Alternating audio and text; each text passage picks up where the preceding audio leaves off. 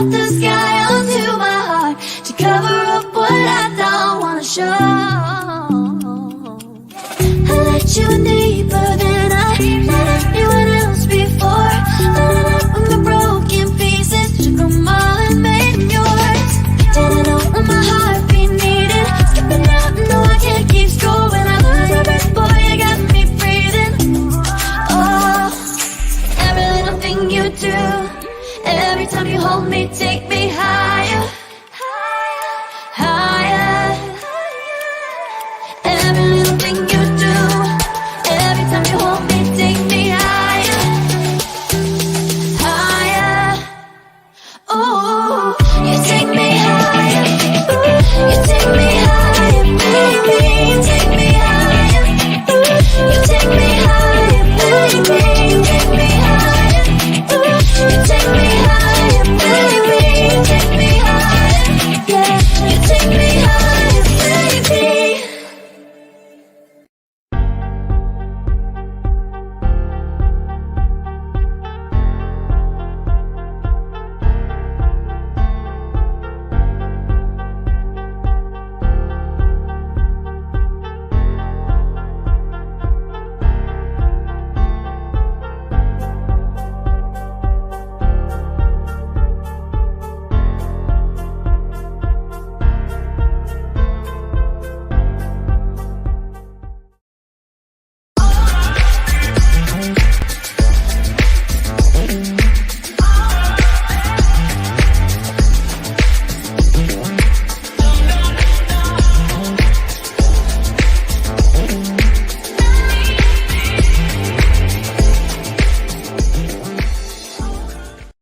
Welcome to Saturday Night Vibe, Aggressive News Show with Leslie Esri. I am your host, Marlon, with the whole entire main mafia, Diaz, Tracy, and Anna. Hello, everybody. Did we do What this up, last, though? Did we do this last week? We had everybody? I think so. Oh, well, welcome back. Good Been to a be while. here. How's Today is everybody? Diaz flipped those people, so he doing great. This the who and what huh? Diaz flipped those some people, so he did great. Yeah, I flaked out. Yeah. It's cool. Today's show is going to be a little lighter than last night's show for two reasons. One, I can't do two heavy shows back to back. That's not going to happen. And two, I feel like tomorrow's show is going to be back to getting into that subject. And I think I should have the whole crew back, and that'll be a little more interesting because I would like to get points of views from the ladies. You know, last night was just guys, but the whole crew should be here tomorrow. Whisper. So we're going to get right back into what we talked about yesterday. So stay tuned for that. Welcome from Sydney, Australia. Y'all can see right outside my window there. Lovely Sydney. I'm so mad at you right now. That's Put incredible. up Denver, Colorado. You know, change the background. I literally thought he went to Sydney. Why would y'all think I literally went to Sydney? How he go? Y'all, come on. Y'all really did not think he went to Sydney. I did. He said he was. I was like, oh. How he gonna take all that equipment? He needs a camera. He needs two laptops to do StreamYard. He needs lights. Yes, you need two. You need two. One. I need one laptop. Well, how do you show videos then? I download the videos. Or if you have a second screen. Anyway, there's no way he could have left work at 3:00 and been in Sydney, Australia. No. I'm just saying he might have left like right after the show or something. I really didn't think about the time. It's a 23-hour flight. There is no way. And no offense to anybody. I'm sorry. I promise you, I'm not trying to be offensive. I'm so simple. But I'm telling you the truth. If I go to Sydney, Australia, which is on my bucket list, because I want to see the Coliseum. I mean, the Opera House, not the Coliseum. I want to see the Opera House. I don't want to go in. I just want to see it from the outside like everybody else. I think it's real cool. I ain't thinking of y'all. I'm sorry, but I ain't thinking about doing a show. I I love you all. You know that, but I ain't nowhere in the remote thinking of doing a show if I get to go to Sydney. Fair enough. But Sydney is on my bucket list. And in the background. New Zealand, not so much. Where's New Zealand? I'm bad with geography. I thought that was in Canada. Right below Australia. Right next to it, basically.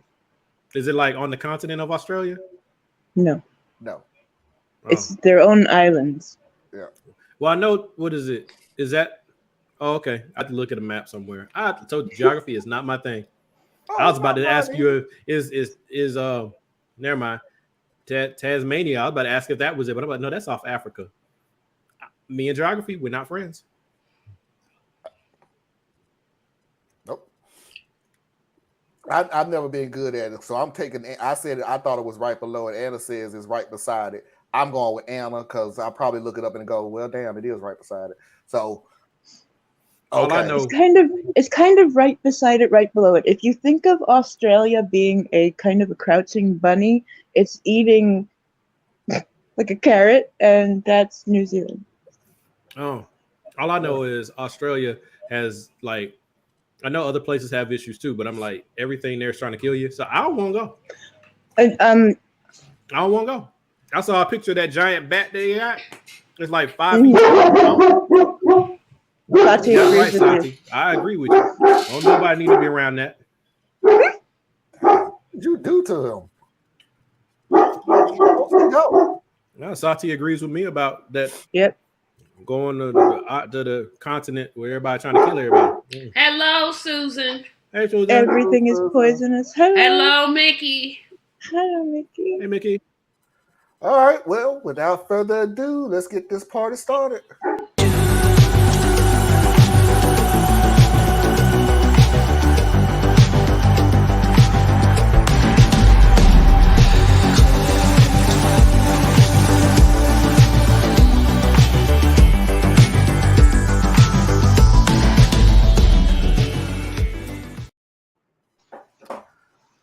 Okay, Mafia. We're finally at number 9. This will be the last one, and I promise you I will never, ever do this again. My bad for trying to bring culture and awareness to this group, but apparently I have been outvoted. So we're going to go ahead and get to number 9. Let's just get this over with. But late at night, something ain't right. And why she be asleep? Going to bed. Number 9's introduction. Are you the person who rarely yells, even when things get heated around the dinner table at family gatherings? The one with the zen-like demeanor and soothing voice who everyone likes and who always smooths things over, but never knows where they want to go for dinner. In social groups, workplaces, or their families, 9s avoid the limelight, but have a knack for helping people get along. If that sounds like you, and people often describe you as so calm, you're probably an Enneagram 9, the peacemaker, whose drive in life is inner stability. Hi. Yeah, that's me. That's me all day right there.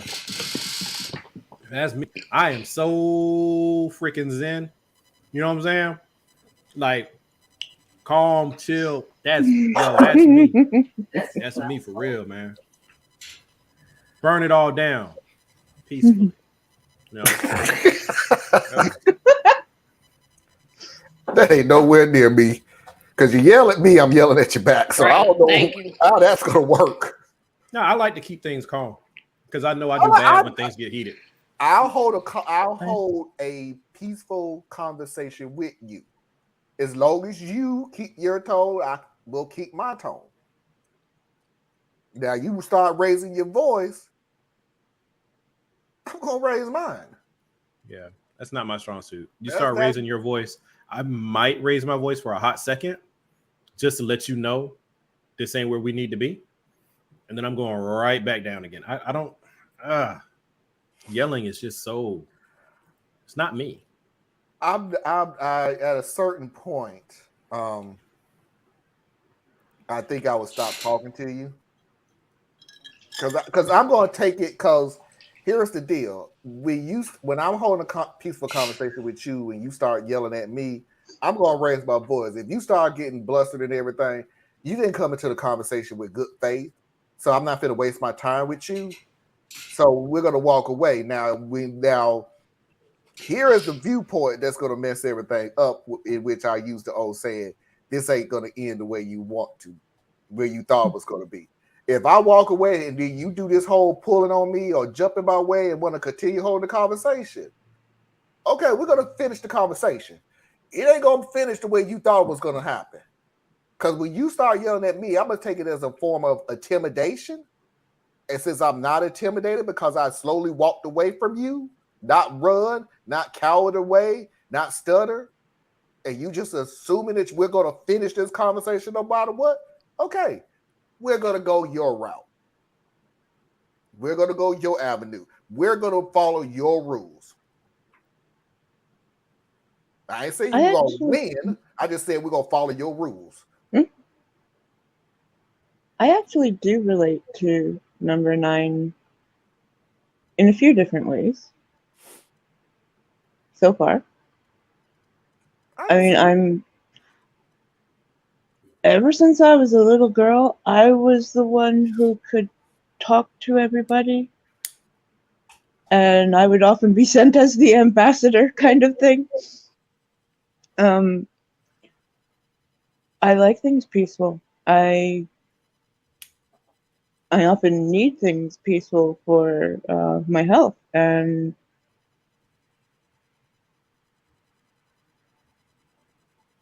I do try to reach Zen, actually. I meditate. Hello,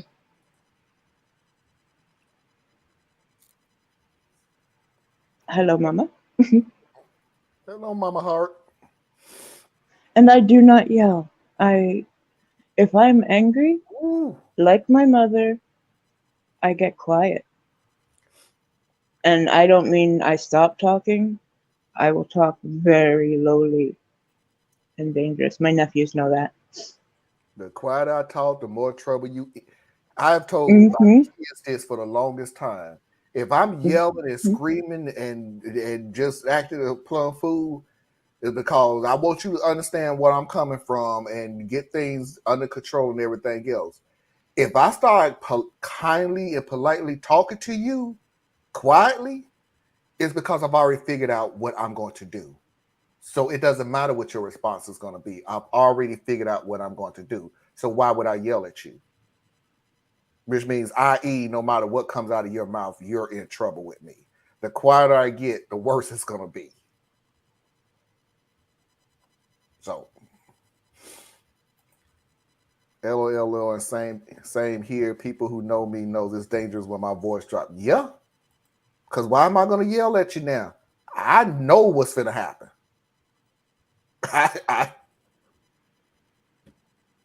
So anyway, let's continue on. So far, we got one person out of 4 people who this is closest to.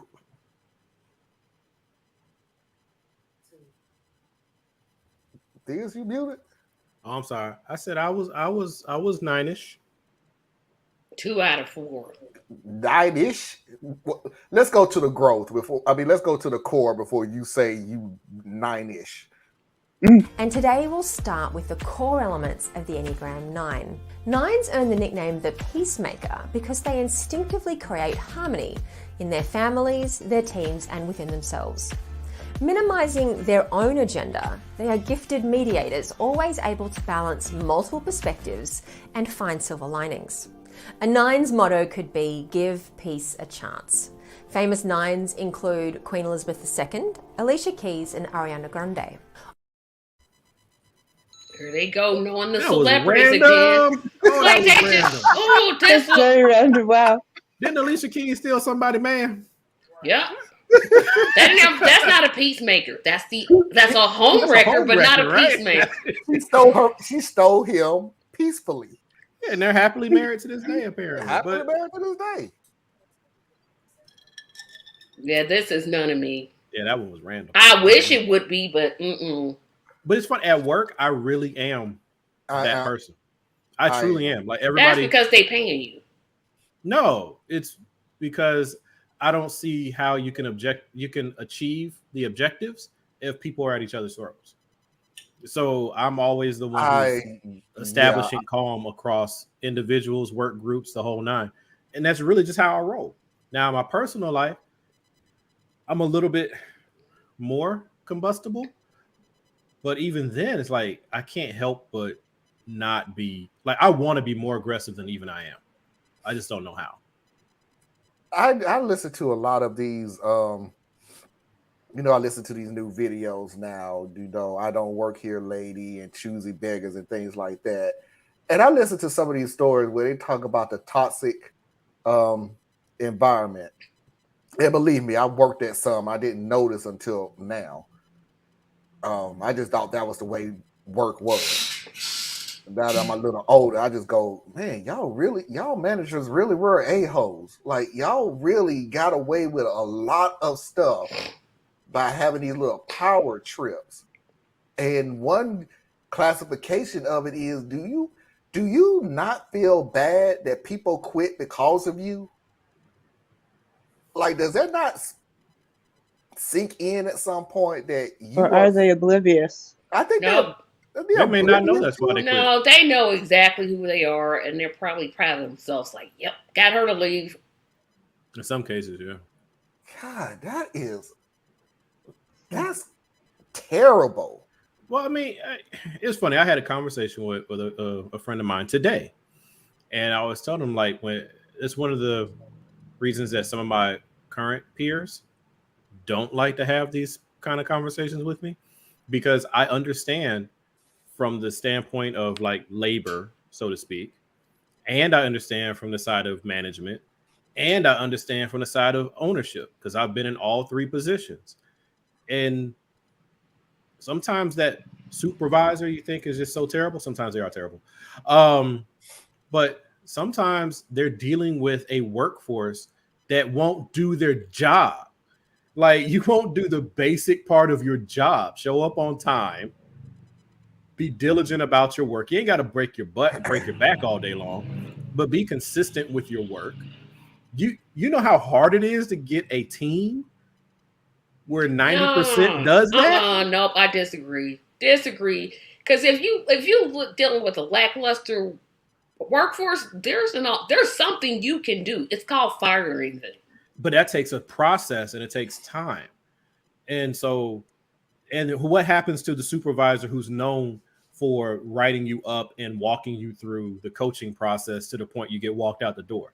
They're considered the butthole. Hey, but on the other hand, if they don't do it, then they create an even more toxic environment. Yeah, you can just keep letting people just be late for work. No. Yeah. So it's like a darned if you do, darned if you don't, because if you hold everybody to the line, now you're holding it too tight. If you let too many people slide because you're afraid of confrontation, now you end up creating a cancer in your whole team. It's like it could be rough.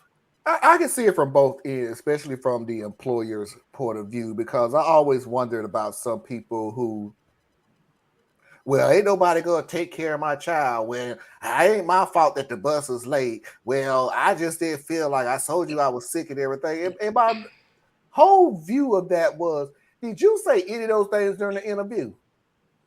I bet you didn't. Sometimes children do get sick, though, Mariah. No, and I understand you being sick. I also understand that you ain't sick every damn Friday. Oh, well, yeah. You know who gets the most benefit of doubt? It's your top performer. If you ever have like dealt with customer service or sales, if you're a top performer, people don't much care if you're 10 minutes late or you're 5 minutes late from lunch, or they'll be like, hey man, I noticed you being late a little bit. You need to keep an eye on that. But they're not going to write you up and go all of that when you're a top performer. No, but when you are constantly dragging the line, you're like a somewhat strong C student. Oh yeah. What, the bus was late again? Well, guess what that means? You need to catch an earlier bus. And I'm sorry that messes everything else up in your life. I'm sorry. But just like it's not your fault that traffic was messed up, it's not my fault either. But All right, let's go to the growth. On their path to personal growth, nines, like each of the types, have a set of unique signposts along the way. As they move towards wholeness, they move away from avoidance, laziness, and self-minimizing, and towards self-care, engagement, and right action. Nines have an emotional undercurrent of anger about feeling separated, to which they respond with denial. Angry, they say, no, I'm not someone who gets angry. And to avoid that disturbing thought, nines focus on the positive and work to keep the peace both within themselves and in their relationships. Yet as much as they work to create harmony, the whispering voice inside a nine's head says, you'll never have true peace. Well, she wasn't in bed. Boy, they got one that was different. yeah, she was on the couch, I think. But you would never have true peace. Or happiness. Or love. Somebody I'm sorry, I was thrown off with the full grown man with the With the exfoliation cream and mask. stuff on his face. I'm like, With the dude. exfoliation That mask and a hair glass of color red was wine. off. That ain't your hair color, bro. I'm like, there's a number of things wrong here. I mean, hey, take care of your skin. I'm with you. But dude, you got red wine on the bed with white sheets. I'm just like, too many things don't make sense here. If he spills something, it's over. Well, I try to play that off so doggone bad because y'all don't understand when I do these videos, which again I'm never doing again. I really don't watch the videos. I just know where to cut it at on my editor, so I really don't have to watch the video. That's the first time I saw that, and I went, "Oh my God, what is he? Is he? What's?" He's reading a book. He was reading a book. Got some stuff on his face and drinking wine or liquor or whatever that was. That was some red wine. That was some red wine. That was grape juice. Y'all know he ain't drink no grape. Whatever that dude. Whatever he spilled it, it's over. He was in another. And had zone. what? Did he have white sheets? Yeah, they were either white or they were the white or like that. They were off-white. light color. Yeah, it's too light for you to be drinking red wine in bed with an exfoliation cream. People mistake discipline and organization for tyranny. No, we don't. I don't see that, I think so. Susan. I don't. Well, I guess it depends on who you are. If you think you should be free range and be able to do whatever you want to, then yeah, accountability does seem like oppression. But it ain't. But yeah, that's like when people are told wear a mask. So I get it. That's sorry. Yeah. When somebody's trying to hold you accountable, you feel like they're tyranny. being People who mean. want you to do what you're supposed to do when you're supposed to do it, you look at it as being a tyrant. Yeah. Instead of nah, dude, you're supposed to do your job. So it was tyrannical to tell people to wear a mask, but it's not tyrannical to tell a 12-year-old girl who was raped she has the baby. So, I guess it really comes down to who runs the government, as if you feel if it's tyrannical or not, or runs the office if we're talking about a job spot. All these self-tests. There are probably a little of some of these are all of us, and we may be one in a stage of our life, and we grow, we change. Did I say, Mickey, I ain't doing this no more? I agree, Mickey. This ain't nothing but a fancy way of saying Zodiac. Mm-hmm. No, I don't. I'm. Oh. That was a continuation of her prior statement. Yeah. Oh, about tyranny. Oh, okay. Got it. Okay, I'm never doing this again. I promise I will never do this again. I'm so glad that we got one more left, and I'm even more glad we got 2 more videos of this. We mean one more left. This is number 9. This is it, right? This is it. But he's got 2 more of number 9 to go. No, I got 1 more of number 9 to go. But then we'll be done with this. I promise I'll never try to bring culture to this group. No, that's not culture. That's just, we're going to just speak in generic terms. I'll never try to bring culture and high educational. You like to maintain a peaceful environment where everyone gets along, and sometimes your shoe comes untied. You're an Enneagram number 10. Ooh. And when you go to sleep at night, there's a voice that whispers, you still can't tie a square knot.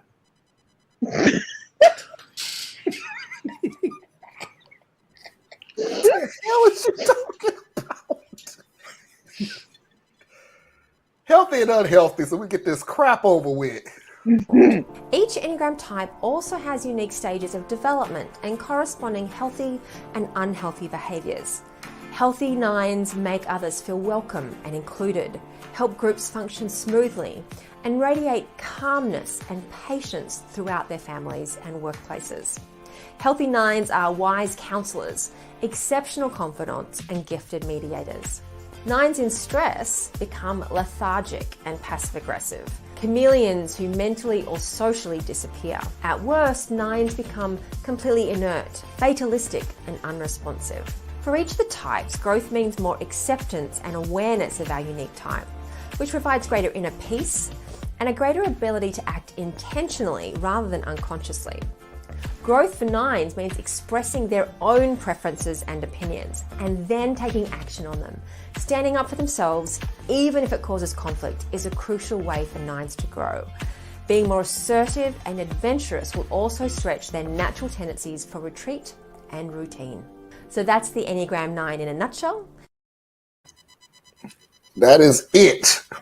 Thank We you. are done.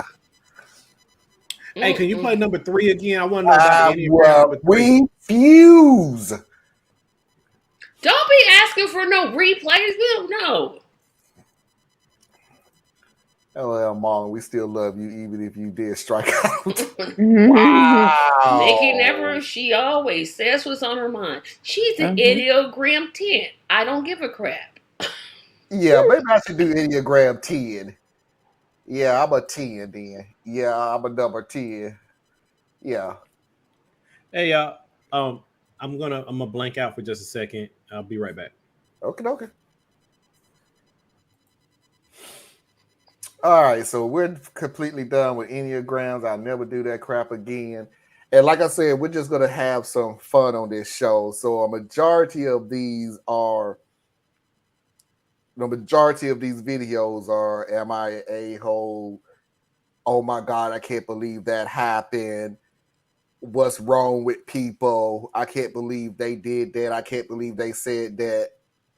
That's what the majority of these things are going to be.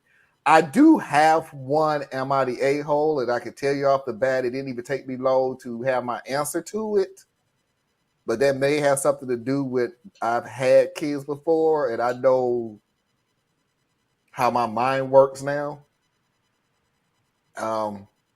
How it changed from being a kid myself and then how raising kids is totally two different things. So we'll get to that that one. So let's start off with this one. And all I can say is, and I think it's the right video. I think I got the right one up. That speaking of work and jobs and the how people expect you to do certain things, work and things like that, be on time and everything. I think there are some people that just takes that a tad bit too far, and that's what this story is completely all about. Our next Reddit post is from Wyatt Kelly. Oh boy, I'm tired of being recognized. I live in a relatively small podunk college town with 3 grocery stores, a dying mall, and a slightly decent downtown. Because I work in one of those grocery stores and a pharmacy, I'm often identified when I'm out and about, and for some reason, I just look like I work there, wherever this mythical there is. This took place a few years ago, and since the manager is no longer with the store, I think I can write it up without retribution. I've got long hair, a beard, and I'm a bit on the heavy side, and I normally wear rock t-shirts and a leather biker jacket when I'm not at work. I wear this like armor, as I'm actually very passive and I don't want to be bothered when I'm out and about. I look tough, but there's nothing tough about my marshmallow soul. I had just finished watching a movie at our local dying mall, having gone myself since I just wanted to get away for a while, and I'm currently wearing a Doctor Who hoodie and jeans with my hair down and a Guns N' Roses t-shirt. As I'm exiting the theater, I hear that dreaded voice, the entitled call of a snooty customer. Hey you! I turn around and see your average soccer mom with bleach blonde hair and a purse big enough to brain a camel, carrying a large collection of trash. She's holding the trash with one hand, her struggling child with the other, and stares at me pointedly. I don't want to believe what's about to happen, but I steel myself. Yes? Throw this away. No please, no asking, just a demand. Why? Oh, you'd think I just offered to split her child in half in front of her with a broadsword. You work at that grocery store, you're used to this. Amazing. She knows I don't work here, but she still thinks I'm put on this earth just to serve her. I just roll my eyes and turn away, scooting towards the bathroom. Sorry ma'am, I gotta pee. And I do just that, taking a quick leak and a long time washing my hands. By the time I exit, the woman and her kid are gone. I figure that's all that's gonna happen with this. Just some entitled person who thinks that I work retail so she can treat me like an indentured servant. Oh boy, was I wrong.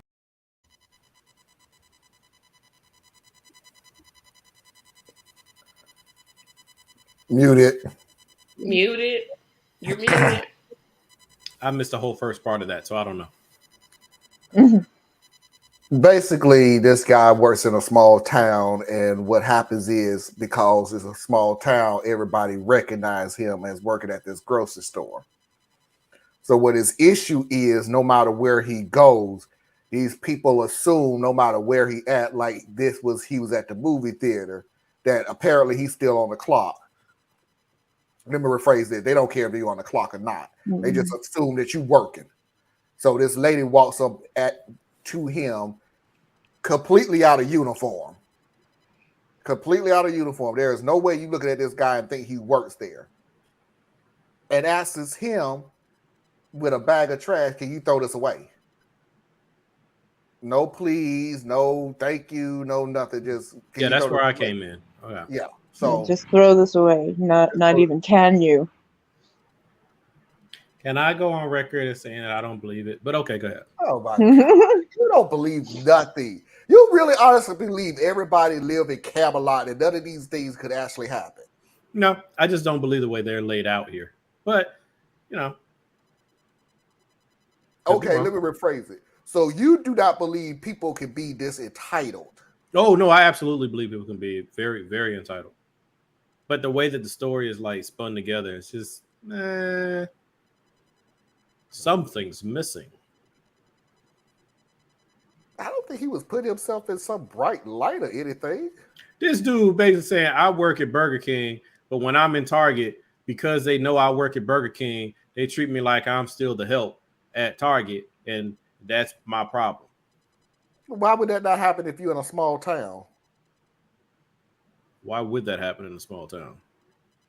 Was this like some like medieval? Yeah, because then they assume that when he's off the clock, like if you're really from a small town, like I've been in small towns. If you work at the local dollar store, they don't act like you work at the Piggly Wiggly. They know exactly where you work. It's a small town. They know your family. They know your address. There's no mistaking you. You're not like in a caste system where they're like, oh, well, you're the untouchables, so you are the garbage people. And now America does have a caste system, but it doesn't work that way. So that's what I was saying. Well, anyway. what I was looking at it is the woman knows he doesn't work there, and she just don't care. She thinks she's better than him. Yeah. So no matter where I see you at, you're still working. Yeah, like she's a country club lady, and he's the guy who gets the shopping carts at the local grocery store. Yeah. So no matter where he is, because of his particular station in life, she feels like everyone is meant to serve her. I could get that. It's just the way that they put the story together. You definitely gonna like the second half then. So let's go on ahead and get to it. What's gonna happen with this? Just some entitled person who thinks that I work retail so she can treat me like an indentured servant. Oh boy, was I wrong. 2 days later, I'm back at work, cleaned up, hair in a ponytail, in uniform, just doing my thing slinging drugs at the pharmacy, when one of our most hated managers shows up. Let's call her Gladys. Mostly because she's always seemed to me to be like the antagonist of Portal. Passive-aggressive, snobby, and more than happy to toss her weight around. Oh, P, would you come with me, please? I'm a bit shocked since I haven't been in trouble with this job for over 5 years, and my mind immediately starts spinning through anything I may have done in the past week or so. Gladys takes me back to the manager's office, picks up some papers, and has a seat. OP, I had a complaint about you the other day from a customer. I sink down, trying not to shake with panic. What have I done? She says you were very rude to her at the movie theater the other day and refused to help her. Silence. I just blink a few times at Gladys. I'm sorry. What? Gladys repeats the accusation. When you work for this company, you represent us, even though you're not on the clock. Now, I'm not only going to give you coaching, but I want you to watch what you do in the future. No. Gladys looks back at me in shock. Did I just say no to her? What do you mean, no? I said no. I'm not taking coaching for something that happened off the clock. I lean forward, folding my hands in my lap and glaring at her. Why are there no other managers here? Why is my pharmacy manager not here? Shouldn't he be here when I'm being coached by someone who's not even in my department? Speaking of which, where's our department manager? Could you show me in the Code of Conduct handbook where it says that I can't refuse to clean up after someone when I'm not on the clock?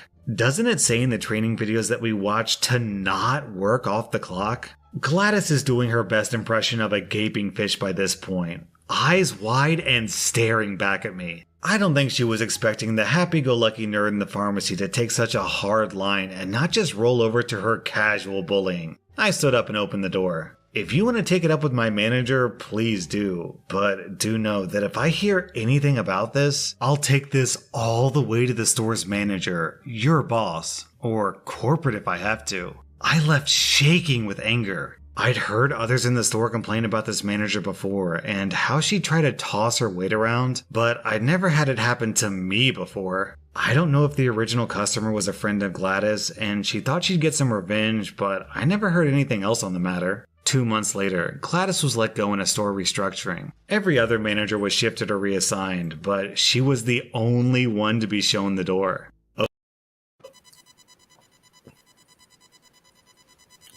They spelled Gladys wrong. I mean, even for a voice system, who spells Gladys that way? And didn't they call him Mr. P? And it was spelled with like K's and E's and all kinds of... No, they were calling him OP, which is the original poster. Okay, so he's OP, but the letters is like K and E and some extra... They're not saying his name. It's just, that's what asterisks are for. Mm-hmm. Why did they blur out B? I thought they were calling her a witch, but I'm like, why are they blurring that out? He didn't say the B word. He said something totally different. Right, so he was reading over the script and skipped over the bad words so it wouldn't get flagged on probably the algorithm.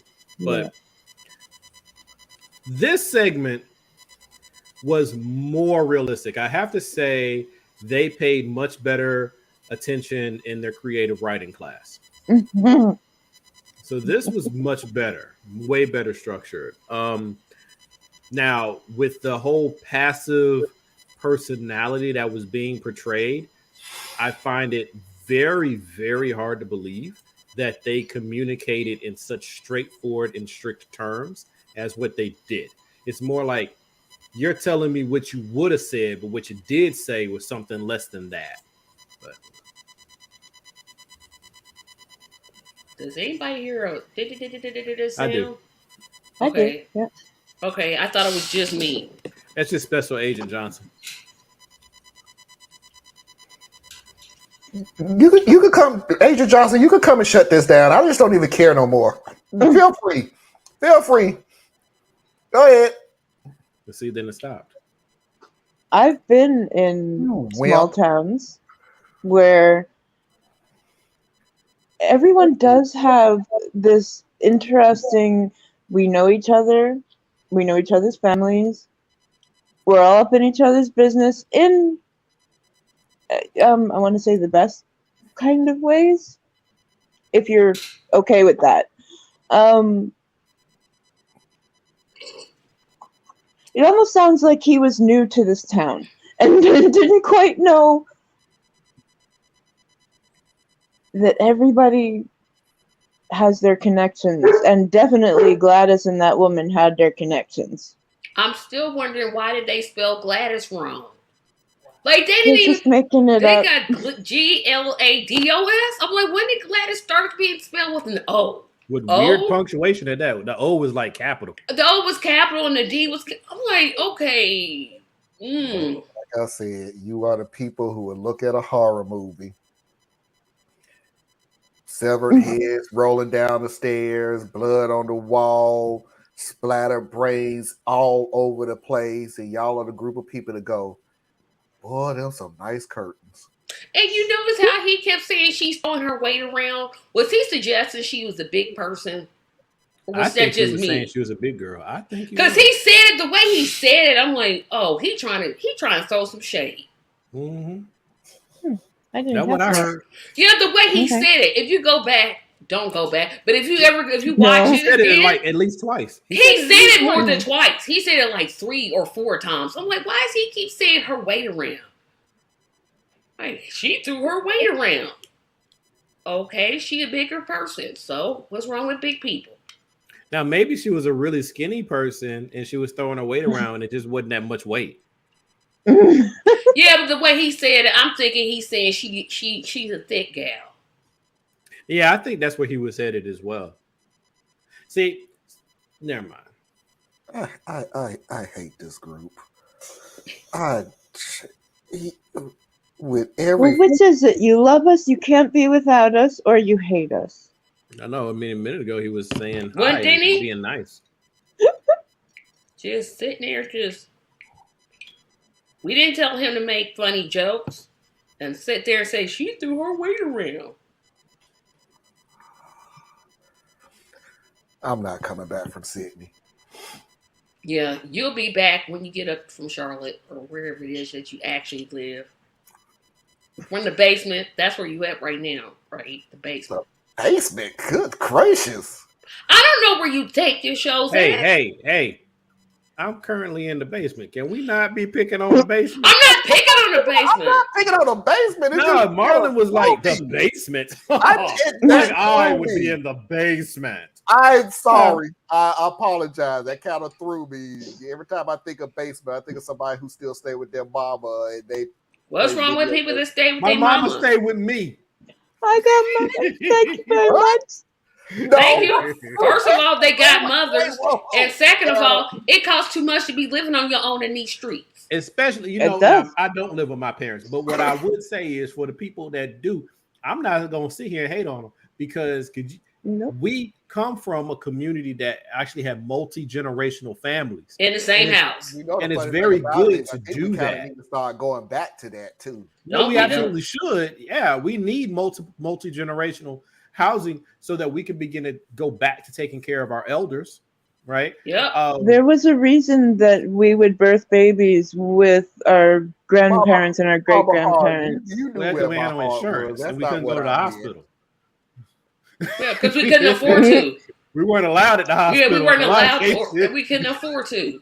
No. And if you went to the hospital, they wouldn't give you any pain medication because they feel like Black people don't feel pain. Which is part of the legacy we still deal with today. But anyway. No, we the Black people always thought Robitussin would cure everything. That's because we couldn't go to the doctor. That's ginger ale. Or some orange juice to go lay down. Saltine crackers and... Hey, saltine crackers, orange juice, go lay down, and here's Price is Right. That got a lot of people through a lot of things. And the Young and the Restless. And some Vicks Vapor Rub. Oh, no, my parents. No, that actually did get me through a lot of stuff. No, not no Vicks Vapor Rub. That Vaseline. That stuff is good. That was great for me. That stuff don't even work. Ugh. What kind of sinus issues you had? Because it worked for me, boy. I would take something called NyQuil, like normal people. Oh, you were fancy. You had money. So for those of us who couldn't afford for NyQuil, we had Robitussin or Dimetap. And you give you some of that, put you on out. Or if you were really broke, which I wasn't, but I heard of it because family and culture, get you a nice hot toddy. Mm. Going right on to sleep. You didn't go to sleep. You passed out. Well, that's one way to look at it. That was it. They just let you run around until all of a sudden you just sleep in the middle of the floor. You just And they ain't gonna pick you up. that where he fell, that where he lay. Yep. Just put a blanket over him. He'll be okay. So the next video is this is what happens when you'll catch the gist of it. It don't matter. Y'all gonna think it's fake anyway, so who cares? So here we go.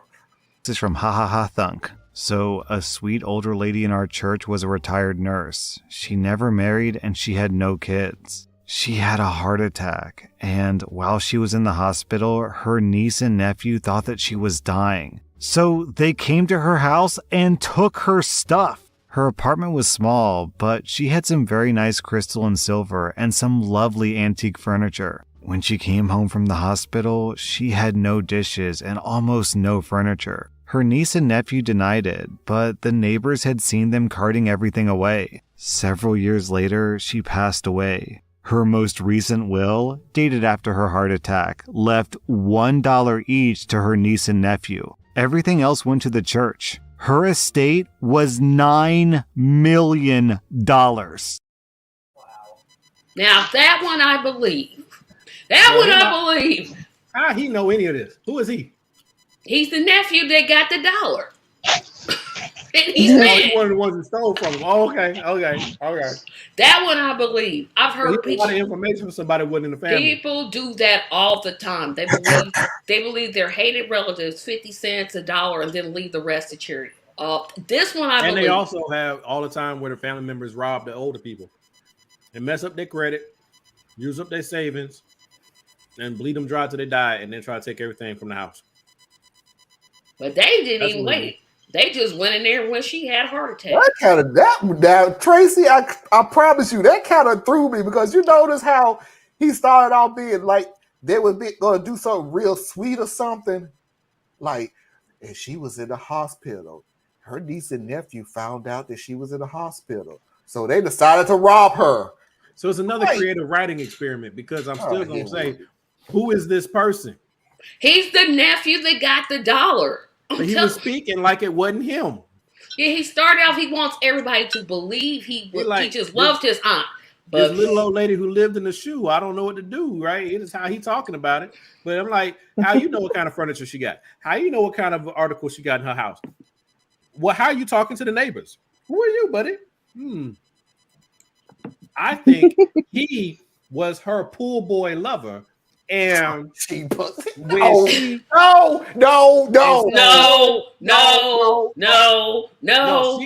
was the No. And I agree, Mickey. No. Yes, no. Don't nobody want to think about so old people can't have love? Know what you're saying? We don't. They can, but we don't want to hear about it. We don't want to hear about it. We don't want to hear about it. No. Control top, loose booty, just having a good time, doing her thing, living her best life before she head out. And then here he is. He over there, normally he's sitting there, he cleaning the pool. And he like, wait a minute, these people stealing. But she lives in a small apartment. She couldn't have had no pool. He could be the one who maintains the pool at the apartment. She must have lived, unless she lived in a condo. She probably did, and it was small, but she had $9 million, which means that she had other stuff, other places, and he knew about it because how else he gonna know about it? He ain't part of the family. He ain't got no access to the will. He don't know. But if he was the lover who had seen the paperwork, it could have been the lawyer. The lawyer. True. Who made that comment. Now lawyers are not able to speak like that. So, or she was having an affair with the lawyer, and the lawyer is actually her lover. But why would he call her a sweet old lady? He wouldn't call her sweet. She was sweet.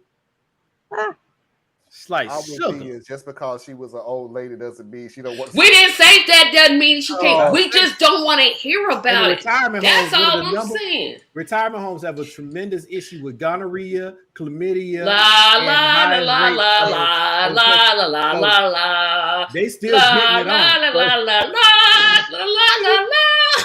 You really think Papa Smurf wasn't hitting Or- Smurfette? You don't think that Ow, was? Tracy, ow. I'm just saying. Since we don't rock a lot, you know what I'm saying? She the only one. She the only one. She always with Papa Smurf. You know what I'm saying? He created Smurfette. No, he didn't. Gargamel created Smurfette. Gargamel created Smurfette. And then set her out there, and she went out there and got all the boys in the yard coming to the milkshake. You know what I'm saying? She didn't have no milkshake. Oh, she had milkshake, baby. That's why they all loved her. You know what I'm saying? And Papa Smurf made sure, you know what? She got her own house, her own thing. We do it all for her. You know what I'm saying? In fact, they caught her one time. Whole neighborhood come out because you know what? That's the only one they had.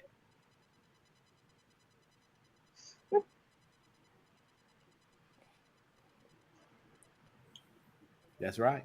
Boy, when I tell you this show went off the rails real quickly. Whoosh.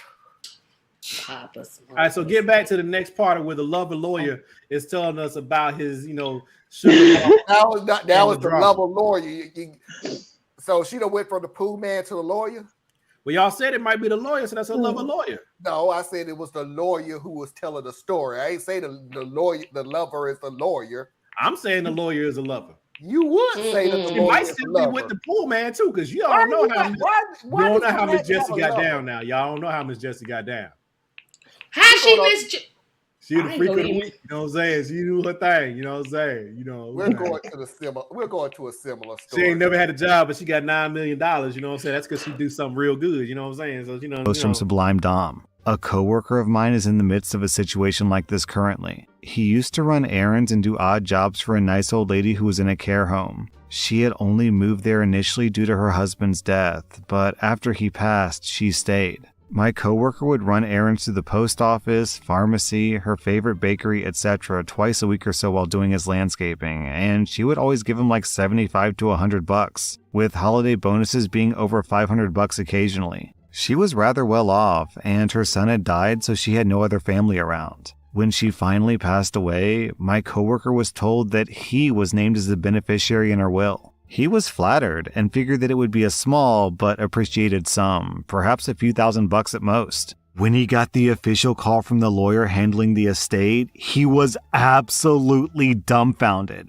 The actual cash value at the time of the call was approximately $300,000. And this was before the sale of some of the investments, which was projected to add another $100,000. He was willed 20% of her total estate, one of like 4 or 5 people sharing various amounts. The wrinkle here was the daughter-in-law throwing the will into a legal quagmire since she was left nothing. She argued that the attorney influenced the mother-in-law to exclude her. However, she wasn't featured in either of the 2 previous revisions. Turns out that years prior, the son and that daughter-in-law went behind that lady's back to the husband as he was in declining health and then borrowed a large sum of money and essentially disappeared, moving 6 hours east. When the old lady found out, she changed her will immediately, considering that payment to be their inheritance. That daughter-in-law is going to receive exactly what she deserves. A bunch of lawyer fees for a nuisance suit. If things go well, my coworker will be able to pay off his house and get a new property where he intends to retire, as well as provide a nice investment portfolio of his own to retire on. Gigolo. Gigolo. Okay. I'm gonna be. He rocked her all night long. You know what I'm saying? This is recorded, so y'all can hear what I'm gonna say. Mm-hmm. This story was fake. Yeah, I'm gonna have to go with this. Whoever wrote this should have reread before he went to the next sentence because he said because the husband died twice. No, I didn't hear about the husband died twice. I heard that her son died, so she didn't have any family. Mm-hmm. No, she didn't say that. That's exactly what she said. He said her son died, so she didn't have any family. Then she said the daughter threw in the daughter-in-law. No, the first thing she said was daughter. But he said daughter-in-law. Later on, she turned it to daughter-in-law. The man died twice. Then she came back and said the son and the daughter-in-law moved 6. And I'm like, wait a minute. You just said the son died. She didn't have a family. So where did this son come from? He was So you dead to did them have when a he son. stole. He was, thank you. He died years before, after the dad died. I mean, after she found out after the father got swindled. Nah, there's too many holes in that one. Sorry about that one. That's too many holes. That was that. Sorry about that. Sorry. Wait a minute. So wait a minute. This is probably the most probable story out of all the ones you've given us. But this is the one that Marlon says It's ain't true. Yep. A loving story of kindness being. And wait a minute. Wait a minute. Kindness. I'm gonna have to maybe go on Marlon's team tender because who kindness. tells their coworker that much of their business? A coworker of mine. Because they're both male escorts. What? They didn't say what line of business now. If you listen, let me tell everybody right now. If I hit the lottery, let's just say I hit for $1 billion. Ooh, $1 billion. Ooh, I ain't nice. saying nothing. You're not gonna know. I'm gonna keep the same energy. Well, no, I'm gonna quit my job I'm gonna first. change my name and disappear. Just letting you know. Gosh, I Deuce. I feel silly then because if I hit the lottery, one of the few things that I was going to do was continue doing my show while buying my whole crew brand new computers so we Use can a do lie. this show a lot. I $1 billion. You Hey. win $1 billion and I get a MacBook. okay. Everybody else but Theus will get a new computer. But apparently, having $1 billion. I didn't say I wasn't gonna break y'all off no pieces of it. I would just pick up the phone, call HR, be like, it's Marlon over. got $1 billion. Oh my You'll be God, like, you got $1 billion and all like that was a free new computer? Wow. Well, you sound entitled as all get out. Brother, you win $1 billion. I'm extremely excited for you and extremely happy for you and your entire family. You've completely changed your entire bloodline for generations to come. Don't you dare give me no $600 computer. I will So you lose. wait a minute. Let's see. But what would you do with your $1 billion? $600 computer. But I want to know what Theus would do with his $1 billion. I know what So here's He what I already would said do. he's changing his name and leaving. So F us. he just So we ain't getting squat. So look, So I gave him a first of all- $600 computer. Oh my God, don't give me a $600 computer. This dude changed his damn name and said, F you all, I'm out. Yep, I'm gone. That's it. that ain't quite what I said, but I'll see how you can get that. See, it's because you see, my wife wouldn't let me give none away.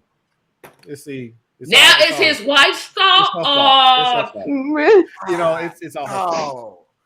Did Me, you just throw your wife under the I bus? would give everybody at least $5,000. $5,000. Y'all go ahead and y'all ain't gonna get a computer. Y'all gonna get a whole setup. $5,000. That's what y'all do right there. Can you feel the gratitude out of Yeah, I feel the love tonight. That's better than what Marlon said. Marlon gonna give you a coupon to Amazon, and you can go get you a nice mouse and keyboard. And they're talking about some dog. I bought $1 billion, so my contribution is $20,000. where you get $20,000 from? What happened? You said 5,000? What? Oh, I'm sorry. That's not even 20. That's 15,000. That's 15,000. 15. That's congratulations. You gave us all the equivalent of less. Well, Anna, you know what I would do? I give you the most and let them arm wrestle for the rest of what I've given. I guarantee you, if Theus won the lottery, he'll do a show from Barbados, and it's gonna be called My New Island. That would it be called? My New Island. And hello, everybody. My name is Dido's Roberts. No, he would go with a my name would be Quincy Abelucci. And I just want y'all to know. Abelucci. It don't matter. That name ain't gonna be real. They're Quincy Abelucci, and I just want to let y'all know that I bought Barbados, and y'all welcome to have it's like a Monopoly game. Y'all get 3 free passes, and y'all can go. I would never do something like that. You wouldn't even give us free passes. That is terrible. No, what I would do because I'm more charitable, I give y'all some, of course, my first call is my job because I'm like, I ain't got to take this mess no more and then just hang up. That's my first call. I'm listening for what you giving. I'm getting to it. I would give Anna the most because, like me, she's female. And then I let y'all two arm wrestle over the rest. Oh. How does that mean anything? She made it sexist. Yup, sure did. Sexist. We made it even. We evenly wasn't giving nobody a damn thing. But here you go. No. Okay, I tell you what. Oh, I boy. will pay off everybody's house. But some of us live in I only apartments. owe $40,000, man. Hey, look. No. I'm sorry. You're right. I apologize. Let me correct myself. I will pay off everybody's house except Thea's. Oh, okay. I don't care how broke you go, bro. I still don't get the even computer? care no more. Can I still get the computer now? Oh gosh! I'm not giving you. I would throw y'all at least 50,000. Out of the goodness of my heart, I would throw y'all at least 50,000. I can give y'all $100. $100? Man, you were giving me a computer a minute ago. Now you done gave me literally gave me a mouse. He said 100,000. He said 100. What do you want? $1 million. Half. But ain't nobody giving you no half. No, so mine. That's Foxy. She the one get half. No, she only gets half if they divorce it, and that's not gonna happen. So she gets 100% of what's left. But why would you get half and his wife don't get half? How do you? That ain't make sense. Well, why would I give you half? It's a really interesting thing, but I feel very flattered that he would give me half. So I'm just saying. He didn't say he was giving you half. You said you want half. Yes. He asked what I want. Half? Not 50,000, not 100,000, not 500,000. All right, so first, let's break this down. All right, instead of talking about $1 billion, how about you won $2 million? Oh, I ain't giving you a number of $50. I'll tell you that right now. Like point blank. Because first of all, the government gonna take half of it. Government taking half of it. I still got to go to work. Oh no. Man. $2 million is not enough to do nothing. I'm still going to work. I could have to go to work. That's not enough for me to quit my job. No, it's not enough. You give me $2 million. All right, the government gonna take 40% of that. All right, so let's just say 50%. I got $1 million cash money. House is paid off. Car is paid off. Savings is intact. Now we're gonna go start the businesses that we would have started if we didn't. Not for $2 million. The government is getting half. You might as well take half off the table. Said. We're talking with $1 million. You can't do nothing with $1 million. Wait a minute. We are all entrepreneurs and business interests on this video right now, and we are trying to build with $5 and hope. You telling me if you got $1 million, you couldn't do something with $20,000? Are you serious? Telling me? I'm saying $1 billion because I would have to buy a house. That'd be the first thing I do. I buy a house. House gonna be about $300,000 because I ain't buying no. Spend all that money on a house? Because it appreciates with this market. Yep. Wait a minute. Wait a minute. Why would you do that? That's why you going to work. That right there. That's why you going to work. I would buy a house. You got $1 million. You're going to drop a quarter of it on a house. 300,000.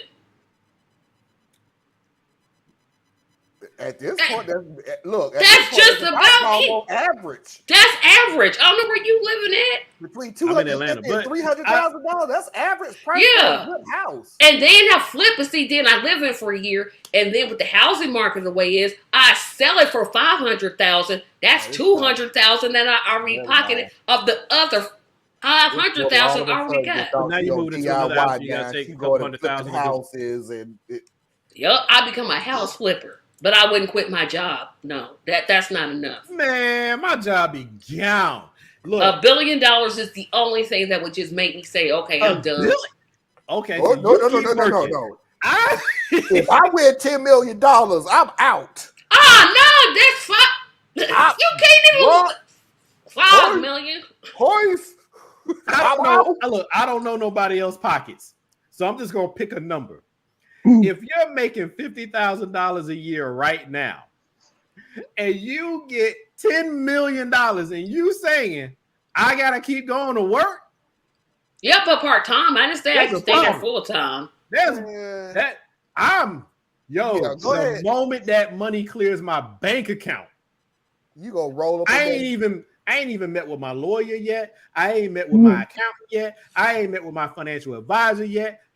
But I showed up. I had that 2-week notice sitting right there, and I ain't gonna work more than 48 hours. No, I'm not quitting my job. It would have to be a lot. You win $10 million.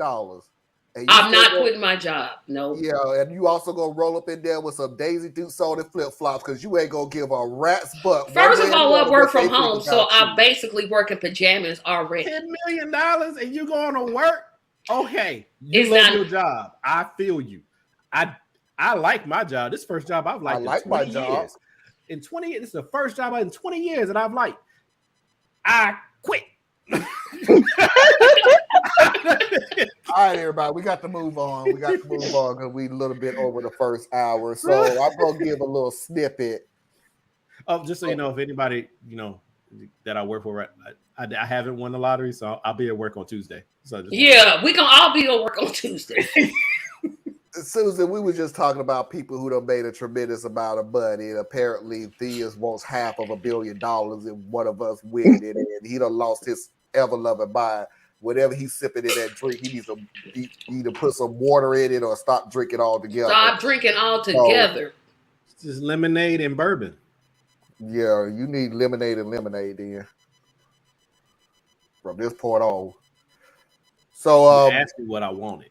Nope, not even. I'll never do that. Don't ask that again, Mark. Don't never ask that again. Promise you that, buddy.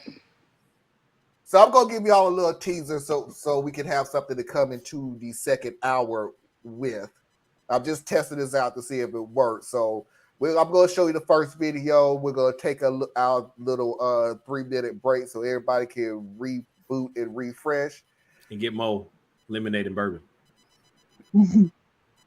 Yeah, and that too. I was working at a company that, despite being a multinational, had a very small staff due to its nature. It was a very specialized medical field. Now this, plus the constant staff absences from the office due to site and field trips, meant that everyone at all degrees of seniority came and went from the head office, and mucked in and did whatever needed doing whenever they were there. Eventually, however, it came to the point of needing a dedicated office person for answering the phone, data entry, filing, etc. So the specialist could focus more on the medical work, and a girl was hired. I was away consulting on a site setup when she started, and this is what happened when I came back and met her. So on this day, I got back in the morning, and I wasn't planning on working immediately after such a long trip. Instead, I was planning on picking up my 5-year-old nephew from school and going to the park with him. We were gonna drop off some papers and a case full of medical equipment at the office along the way. So I arrive at the office wearing jeans with a child in tow. This is fairly unremarkable. Our job schedule is non-standard, and to accommodate this, the drop-ins at all hours, in various states, sometimes casual dress are frequent. I see the new girl that was hired, and immediately try to introduce myself. I walk up to her and say, "Hi, you must be so-and-so." She then cuts me off and says, "What do you want?" I tell her I'm just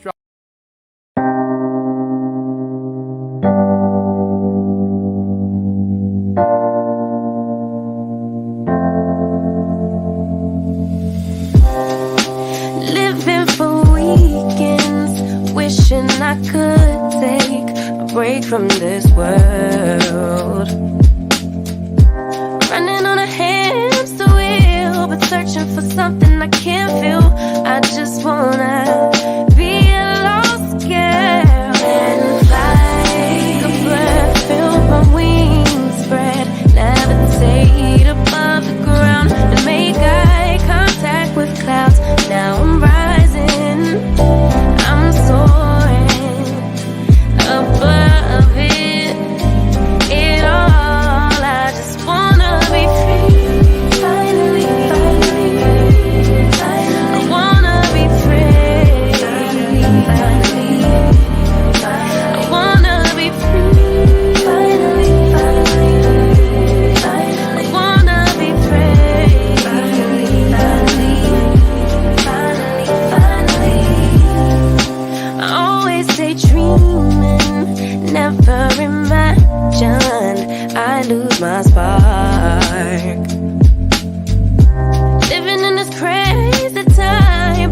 collect the pieces of my mind. I know how to run from the dark and fly.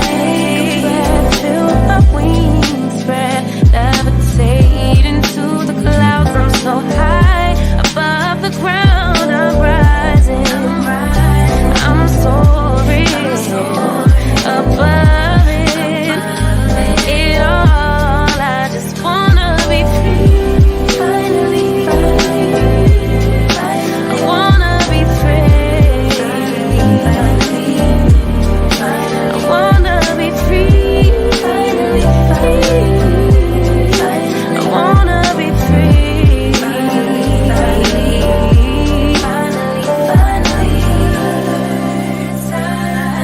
I had to abide. You, I'm rising.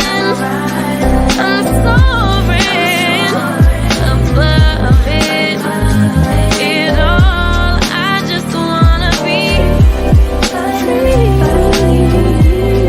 I wanna be free. I wanna be free. I wanna be free.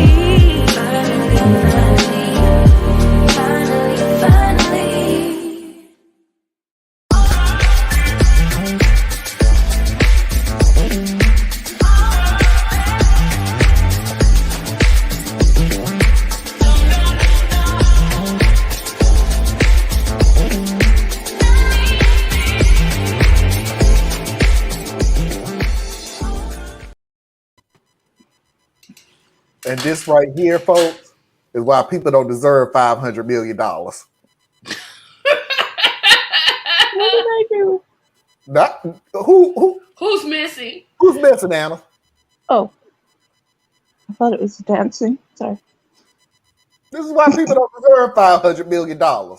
He just went straight for half. Like, you don't got no spouse, no children, just half. Yeah. Hey, 500 million. Welcome back, everybody, to the second half of Saturday Night Vibe, the progressive news show that just don't care.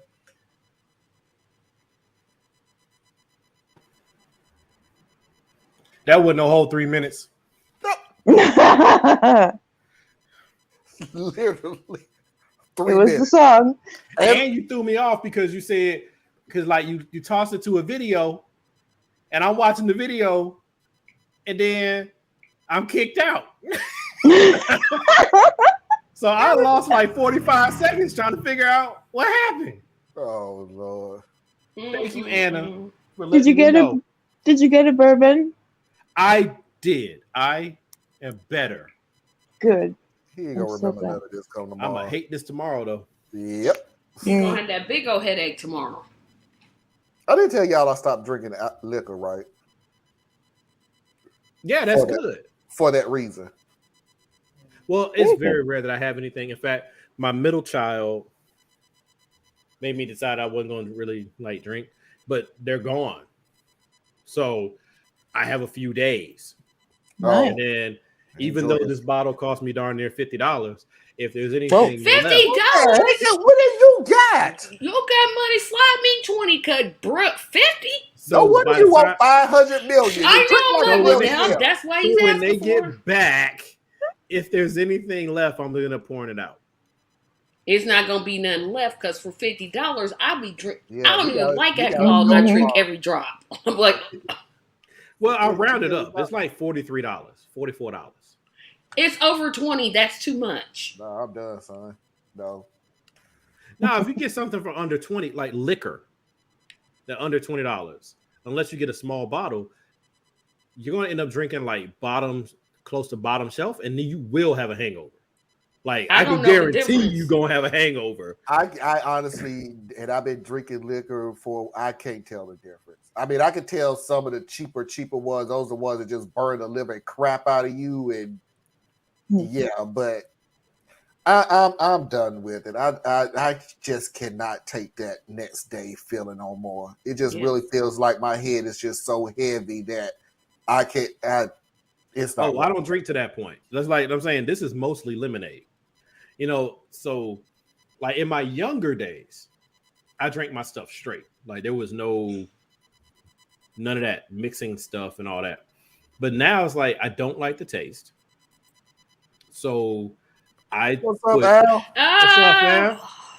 So I Fam. put lemonade in it so that it's sweeter and it's not hitting you the same way. Because when I try to drink the bourbon just straight, like sipping at it, unless you're smoking a cigar, it ain't right. And then I'm not a Now big that's cigar something person. I've always wanted to try. What, a cigar? Yes. It's largely overrated to me because it's like really what you're doing is you're tasting the paper, right? So like you want to get a stick. Well, first of all, if your cigar has paper in it, it's not a cigar. Whatever the leaf, okay? It's the leaf. Whatever. I the just leaf like the is. smell. He's being all fancy. I'm saying. sorry. I want to make sure somebody don't pick up a Black and Mild and assume that's a cigar. Well, that is a cigar. It's a low end cigar. It's a cigarillo. A cigarette. I was going to say yes.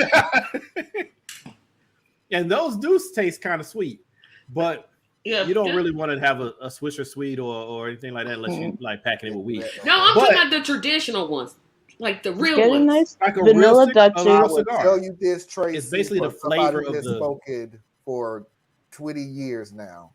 A cigar. The first thing that you do when you go into the shop, tell them, well, what's your strength level? Always start off with something light. Don't start off with something full flavored. I guarantee you're not gonna like what happens. That's like you just had a giant cigarette. But I like tobacco. Oh yeah, I forgot. No. I didn't know this. Flavor is the strength level is dependent on exactly how potent it is. Just take it like liquor. There are some liquors that's stronger than others when you drink it, no matter what. Cigars are the same way. When you say I want something light, then that's just something that you're gonna try to get used to. Then as time goes on, you can go full flavor, which is what I smoke. But just let me give you an example of what this moron me did. I can't pick a cigar. Every time I walk in the spot, it's like 3 million cigars. They all look about the same. I'm like, look, man, give me the one that costs less than right around that $10 spot because I'm already mad. I'm spending $10 on one cigar. So can you just give me? I just like the smell. That's all I like. They do smell good. So like go to a nice cigar bar, but you know that you're in a nice cigar bar when there's multiple people in there smoking cigars and it's not beating you in the face, the smell of cigars. But that means they have a really good, what's that, the system, the filtration system? The air flow. Yeah. That's where you want to be, where you don't smell like a smoke shop the next day. My favorite spot is here in Atlanta. I very rarely go, but when I was in sales, I would hit that spot up. Thank you, Al. No, they got. I was thinking loosely, man. It ain't no daggone cigar. No, I don't know what you smoking. It's wrapped in notebook paper, but you know, for the guy, you go ahead and smoke that. I don't know what your brain. You just killed brain cells after brain cells. Well, brown construction paper is about the same, but no. Yikes! But no, really, when I was in DR was the first time I'd ever smoked a cigar.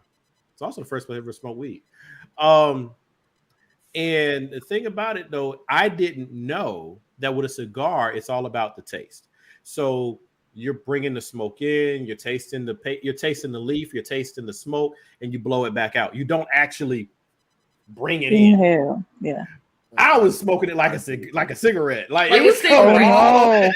That's exactly why I sat there and said it. I can inhale it now. I did it then too. Didn't get sick. No. Okay. Knowing me, I would get all sick, throw up, be like, that's why I said get you a light cigarette. Even I had a weed smoker. One time, and I was smoking cigars at that time. And at that time, it was full flavor. And they said, "Oh, well, let me take a puff of that." And I said, "Dude, I'm telling you now." Bro. I said, "Do not inhale it." oh man, I got this. I got this. I was like, okay. Wait a minute. When you breathe, you gonna inhale. No, you don't. You can put it in your mouth and blow it right back out. You just put it in your mouth. Then That's why that ain't you for put it in me. your mouth. That's okay. I take If back you- my if you see statement. smoke I coming out take of it back. somebody's nose, if you see some smoke coming out of people's nose, that's they inhaled it. That's not something you can put in your mouth and it comes out your nose. I don't know what that's about. That was me. So you're supposed to breathe it, smoke it, breathe in, then breathe it right back out. Because you're trying to get the taste on your tongue and in your mouth. Oh, nah, I'm going to take back my statement. I don't want to try cigars. Nope, that's it. Nope. Tracy But that's retracts. the deal, Tracy. It's not a set rules and regulation. That's what's the good thing about cigars. You do you. Yeah, some people do inhale. Now, you do have some cigar snobs out there, which I really want them to shut the F up because you really getting on my nerve. Like, you only need a torch to light a cigar. No, you only use cedar. No, how dare you use matches? No, you cut it across. You don't put plates in. Dude, shut up. Did you pay for this? I'll just buy the scent stuff that you get, the spray stuff you get, and just Tracy, just get you some sandalwood aromatics. Yeah, that's what I'll do. Yeah, those idiots. Get you some sandalwood. You like the sandalwood, then you like the cigar. No, I'm not saying. No, he's trying to get the I'm talking about aromatic. just get you the air, the air I'm freshener. trying to light a cigar. I'm not trying to work. Sorry. Incense. Incense. There Thank you go. Anna. Thank you. Thank you. Yeah, I'll get that. Yep, that'll work for me. But anyway, so I had the person and I warned them twice. I said, do not inhale this. Ben weeds, and they smoke weed all the time. Sure, I ain't gonna inhale. Sure. I'm like, he's gonna inhale. He took one puff.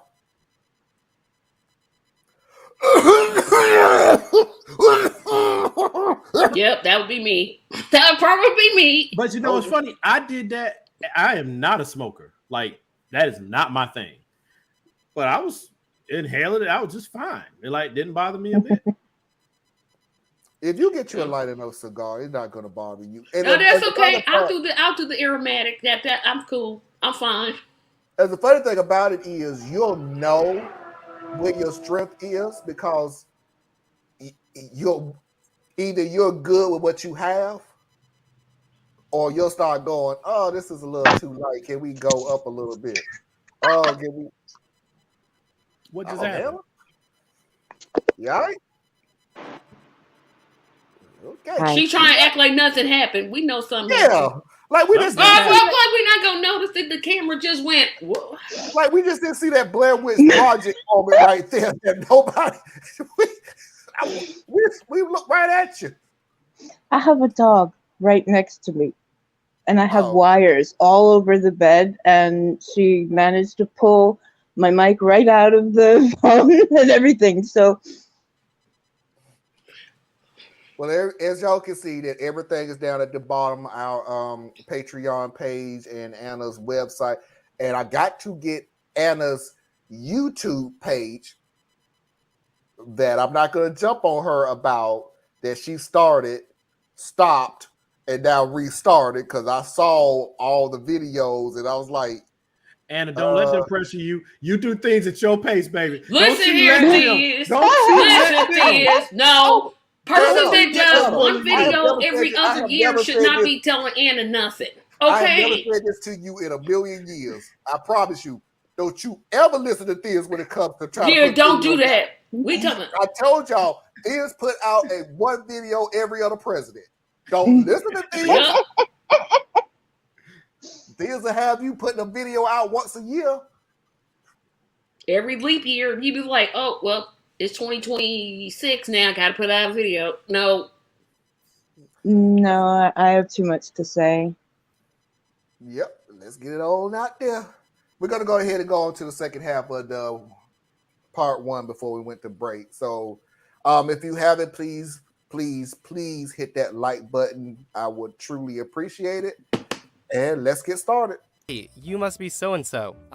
She then cuts me off and says, what do you want? I tell her I'm just dropping off the equipment case and some paperwork. The girl doesn't bother to reply. She just shrugs towards the back where the case goes. I put the papers on the edge of the desk in order to wrangle the case into the cupboard. She then screams at me and says, don't put them there. They don't belong there. What are you doing? And that's when I asked her, where would you like them? She replies, where would I like them? They're nothing to do with me. Just get them out of my way. Now at this point, I take a deep breath. I remember that she has no way of knowing who I am or my role with the company. I then say to her, actually, these need to be entered in the computer, so should I just hand them to you, or do you have an in tray? And that's when the Karen says, how about you do your work and stop trying to pass it on to me? And that child shouldn't be here. She then points at my nephew, who's been in the office many times, and he looks startled at this, and he's a bit upset. I tell her, I understood you were taking over in the office, and that's when she cuts me off again and says, that's right, and as the manager, I need to tell you that in the future, you need to dress appropriately and do the work you're given. This is unacceptable. I then take another deep breath. I try to muster sympathy as she's new and possibly hasn't realized that the jeans and the child aren't out of line for a quick drop-off. I summon a smile for a final attempt at making the encounter more pleasant. I say to her, I've never finished introducing myself. She then points at my nephew and says, don't touch anything. Just because your mother lets you away with coming in here doesn't mean I will put up with it. My nephew's now confused and distraught at the attack, and he bursts into tears. Me, suddenly not giving a damn if she's new and losing all sympathy and my smile say, no, I don't think so. And that's when Karen says, if you don't like it, you can take it up with the CEO. I'm a close personal friend of his as well as the manager here, and he's happy for me to run the office as I see fit. Now I'm thinking, take it up with the CEO, she says, malicious compliance time. Now I know he'll be in shortly, so I decide to wait and do just that. Soon, he comes in the door, and my nephew says, Daddy! He then runs over and gets hugs. The CEO then looks to me and says, oh great, you're back. Have you met her yet? He then looks to the girl and says, Cindy, this is Dr. So-and-so. She's my business partner and my sister. Now you should have seen the look on her face. He then takes the papers off me and hands them to her. He then looks closer at his son and says, what's wrong, kiddo? Are you crying? Now, we didn't fire her. She just didn't show up the next day. I don't know what happened to her after that, and she never contacted us for a reference. So that was a woman? Yeah, I didn't catch that at the end either. Yeah. I didn't catch that to the end too. I thought that was a dude. All eyes can say is the lady who was there with her nephew, son of the CEO, son of her business partner, and her brother or whatever that she said the relationship was. Could have easily pulled rank. So why didn't they just go ahead and pull rank? Ain't nobody able to interrupt you that to the point that you can't say, wait, I'm your yeah, that's what I was like, no. I honestly have to agree with you on that. I'm your boss.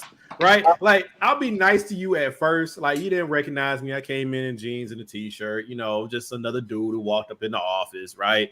And you pop a little fly. And I'll be like, no, that's not acceptable. Because immediately, as a partner, I'm pulling rank. Immediately. Because what you do, little office manager, affects my brand. That's what I was thinking. So that's why I'm like, this doesn't quite flow right, because first of all, this whole office is full of nepotism. She's the partner and related to the CEO with the nephew that's the CEO's son.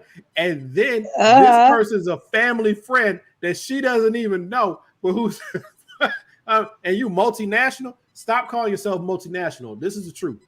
Here's the truth. Here's the truth, y'all. They buy Amazon pallets for returned items, and they then sell those items internationally. And they said it's medical equipment. That's Q-tips, cotton swabs, and maybe some Band-Aids. So, multinational medical supply. There you go.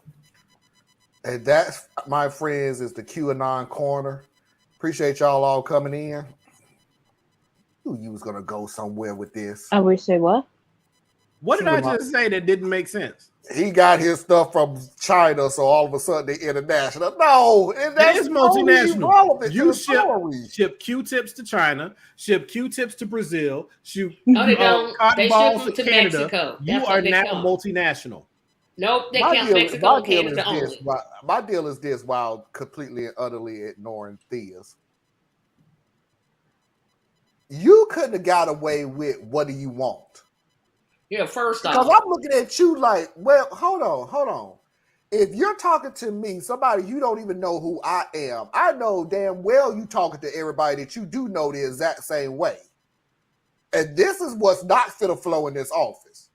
This right here. So I agree with you, Theas. Off the bat, when you start your whole conversation with me with what do you want, my answer would be, what do I want? I want you to have a better damn attitude when you meet somebody brand new. That's what I want. Number two, and y'all know how I feel. Don't you ever disrespect my family in any kind of way, shape, or form. I don't give a damn if you know him or not. All you see is a 5-year-old. Act accordingly. Because the first thing out of your mouth is not only that you go and disrespect the nephew, then you went and disrespect the mom. Just because your mom let you... You don't know him and you don't know the mama.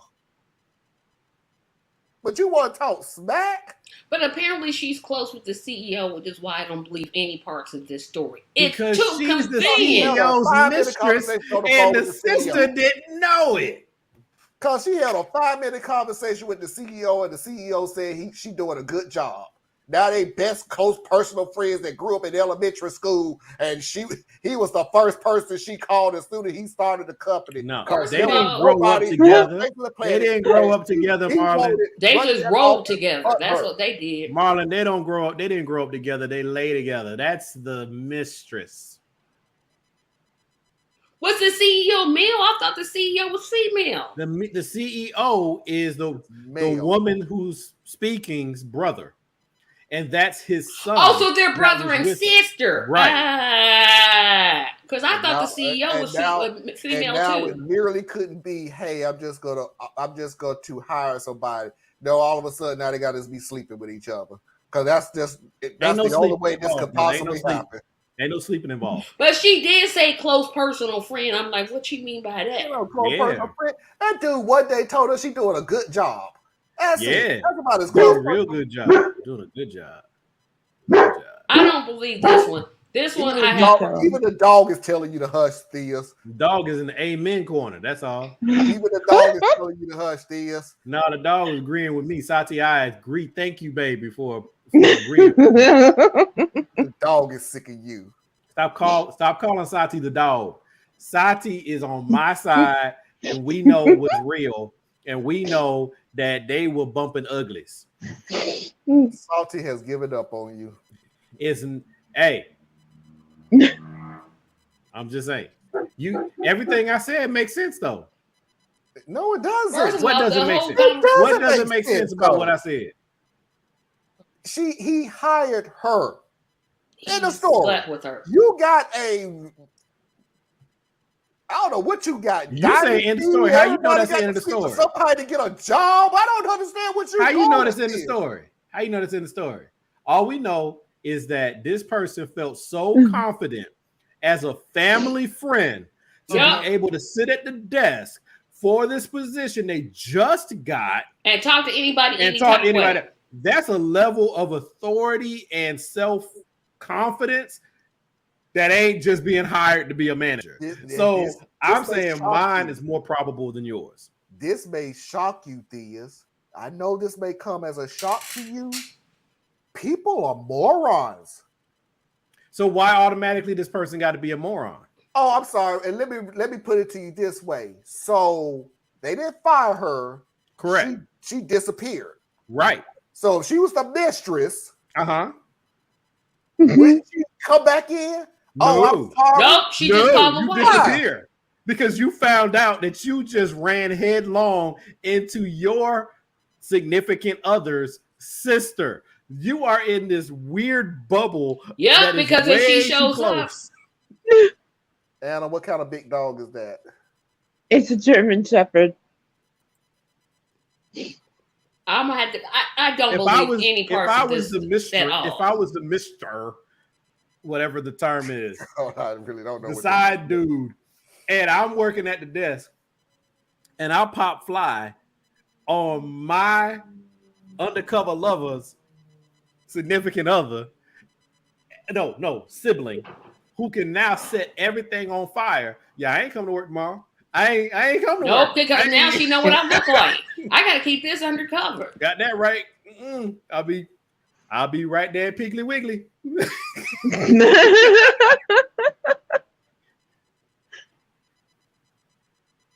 Thank you, Mickey. But No, they were sleeping together. Thank you, Mickey. But She was way too comfortable doing that. Way too comfortable. America, I need you to hear me. I did not have sexual relations with that woman. Am I the a-hole?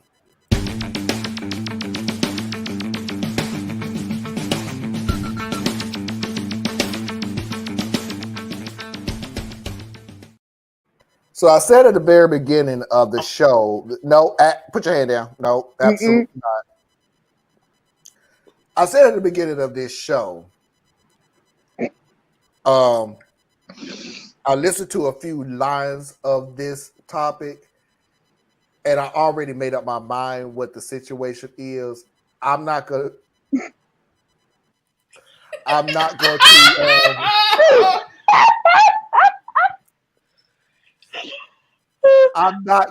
to. Are you going to behave?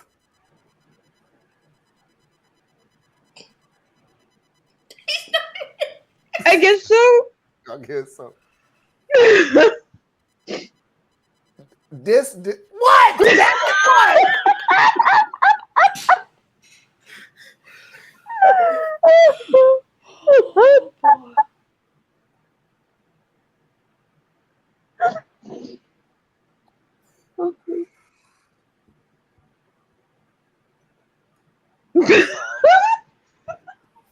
Yes. Ann done had to excuse herself because look what y'all done did to that child. What would you like to say?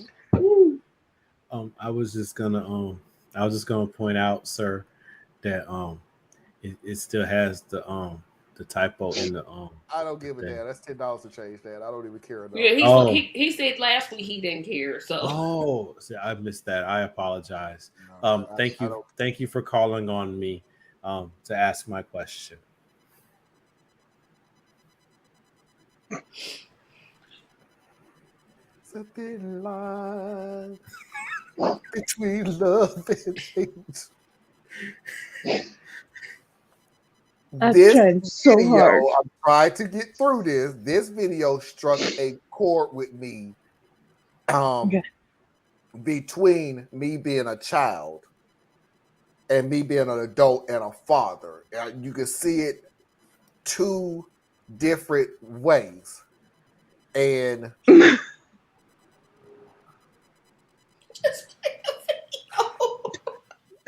Really? It struck a chord with me, and I saw it two different ways. And I'm not going to tell you what my answer is until the end of the video because I don't want to skew the video. Yeah, I'm keeping them off until I play the damn video. So I don't want to skew the video while giving you my answer right now. But I just want y'all to listen to the video, and then I want you to pay close attention because I want you to identify not only what you think my answer is, I want you to try to figure out exactly when I came up with my answer. So, again, Theas, not only do I want you to come up with what my answer is, I want you to identify exactly when I came up with my answer. It is very distinct. Trust me on this. It's very distinct. And remember, And remember, I've had 5 kids in this time frame, okay? So Okay. what's my answer? When did I come up with my answer? Hole. Am I the butthole for abandoning my dad because he got me a sucky car after he promised to get me a better one? Okay, so I'm a 20-year-old female and my dad is 43. He's always said, your word is your bond, and keeping your word is the most important part of being a good and reliable person, and tons of never break your promises analogies. He's always taught me and my siblings that if someone can't trust your word, then you're basically a deadbeat loser. That's what I took away from all those lectures for all those years. So anyways, when my dad was 15, he promised me that he would buy me a car for my 18th birthday. I was of course ecstatic and gave him a list of cars that I'd be interested in.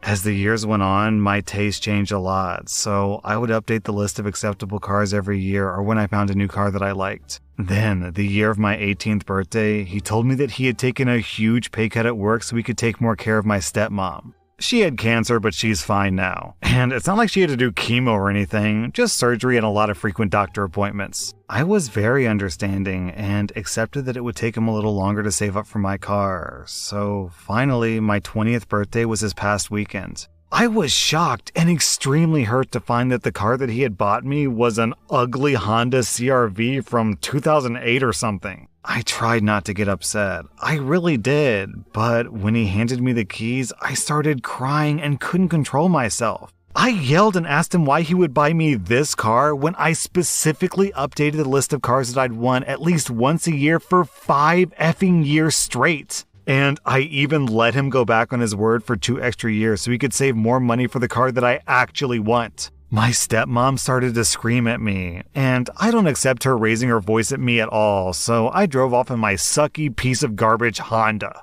Here's where I might be the butthole. I haven't spoken to my dad since, and I don't plan to until he fixes this. But even my mom, who's almost always on my side, is saying that I'm the butthole for abandoning my father. I've sworn to cut him out of my life for this because he broke his word to me, and it's always been unforgivable to him when someone breaks their word. Am I the butthole for expecting my dad to keep his own promises when that's his effing motto?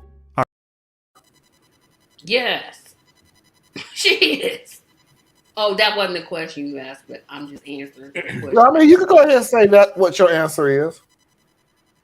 It was at the moment of breast cancer or cancer. Yeah. Yeah, but it wasn't like she went to chemo or anything. You ungrateful little brat twit. Give her a bicycle. What she need is a bus pass.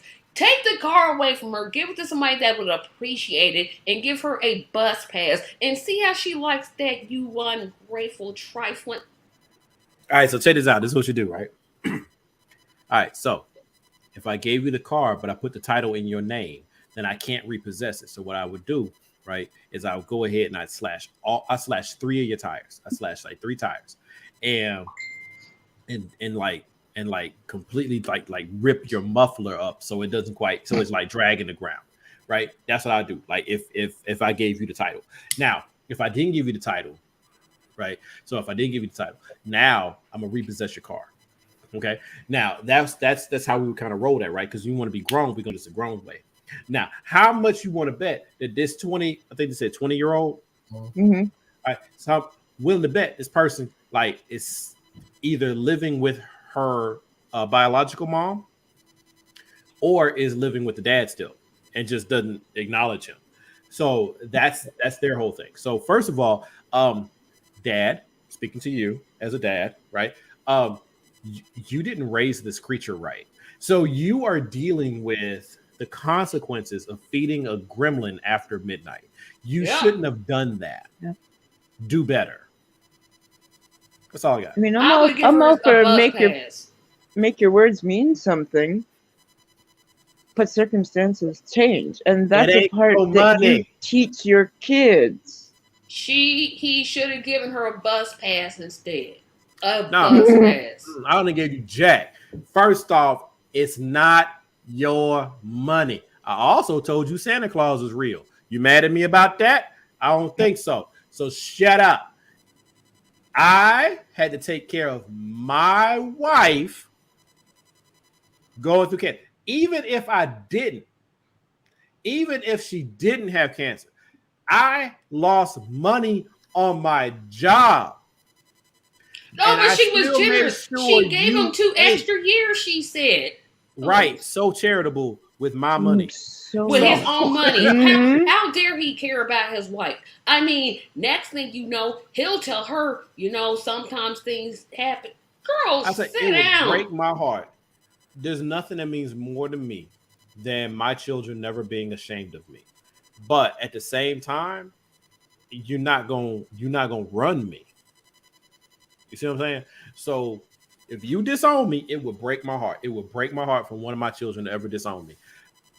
But Life is a lot of people got broken hearts. And I don't know one person who's ever. I've never gotten a car by a parent. I wanted to give my daughter a car. I sincerely wanted to give my daughter a car. But that But thing called I life happens. financially just couldn't. I could not and cannot do it. So Bus pass. I'm just saying, bus pass. Here's the deal. And Anna, you hit it right on the head. As soon as she minimized, and Mickey too. I don't know about you, Marlon, but I lost it when she minimalized her stepmother's cancer. She believed. Yep. I'm gonna tell y'all something. One of the worst moments in my life was when Foxy did have cancer. And she did do chemo. And me not being able to do nothing but sit there and watch this happen over and over and over again. And there was nothing I could do. So you sit there, minimize it, where it's not like she had to do chemo. Little girl, go sit your little funky ass in the corner and shut up. You don't want the car. And this is the funny thing about, this is why I figured out she's the most entitled little brat walking the face of the earth. And I had to drive away and I'll use what was written in my shitty little car. Well, little B word. You could have just left the keys. Drove away in the car, though, didn't you? It wasn't that doggone bad that you didn't drive away in it. And I guarantee you, you ain't give that little shitty little car back. yeah, you didn't refuse to take the keys. Yeah, did you didn't refuse it. Like, Right, right. I'm taking it. It's a bad car. So, yeah, you are the asshole. Where are your standards? I don't believe in corporal punishment, but And I'll tell you one thing to this sometimes I father like real to quick. suspend that belief. Well, Just be child, on 20. time. Child's I'll tell 20. you to the I don't father. care. You can't beat no 20-year-old child. That's a No, I grown ain't gonna woman. be. I'm not gonna lay a hand on it. I'm gonna tell you exactly what it is. This is to the father, dude. This is the cheapest thing that you could do right now, because at least you know your money ain't going to her. She 20 years old. If she don't respect your money now, she ain't gonna respect it at 25. She ain't gonna respect it at 30, dude. As a matter of fact, the only thing you really lost out of this situation was a beat up old car. Let her have it. And who says the car's beat up? It could be a very nice car. It probably was a very nice looking car, but these are the same people that bitch about a damn iPhone, whatever the hell the number is at this point now. I don't even know what it is now. Nor do I care, because the money never came out of your account or your pocket. I challenge how you raised your child. He should have beat her. Period. What? No. No. Yeah. I can't The agree with person that. that That's a doesn't grown believe woman. in corp, I don't That's care. a grown woman. Go to We jail, do get your not bail condone money. violence. Go to jail, get your bail money ready, because that little I'm not going to jail for any I ain't going to jail behind my child. All right. ungrateful little brat. I'm not going to jail for any of these little kids. One would think and hope that by the time she hit the age of 20, she would have realized that shit happens, emergencies come up. And She think daddy gonna take care of her. She did. No, yeah. Because like Thea said, she was so gracious to wait another 2 years to spend your money. Yeah, that she never earned. Funny thing about it is she waited the 2 years.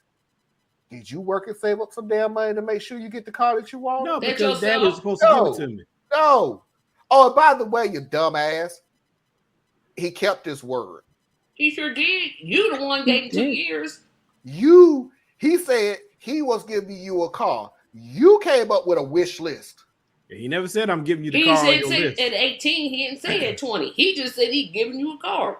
And he didn't say I'm going to give you off of your list. Like you got, yeah, got did a he say this car was Camaro, gonna a be Mustang, new? Yeah, you got something. Holy crap! I just saw Lexus. Add that to the list. Now, I get you a Lexus, all right. 1989. now I do have a similar thing that I did, which is why I immediately answered a-hole.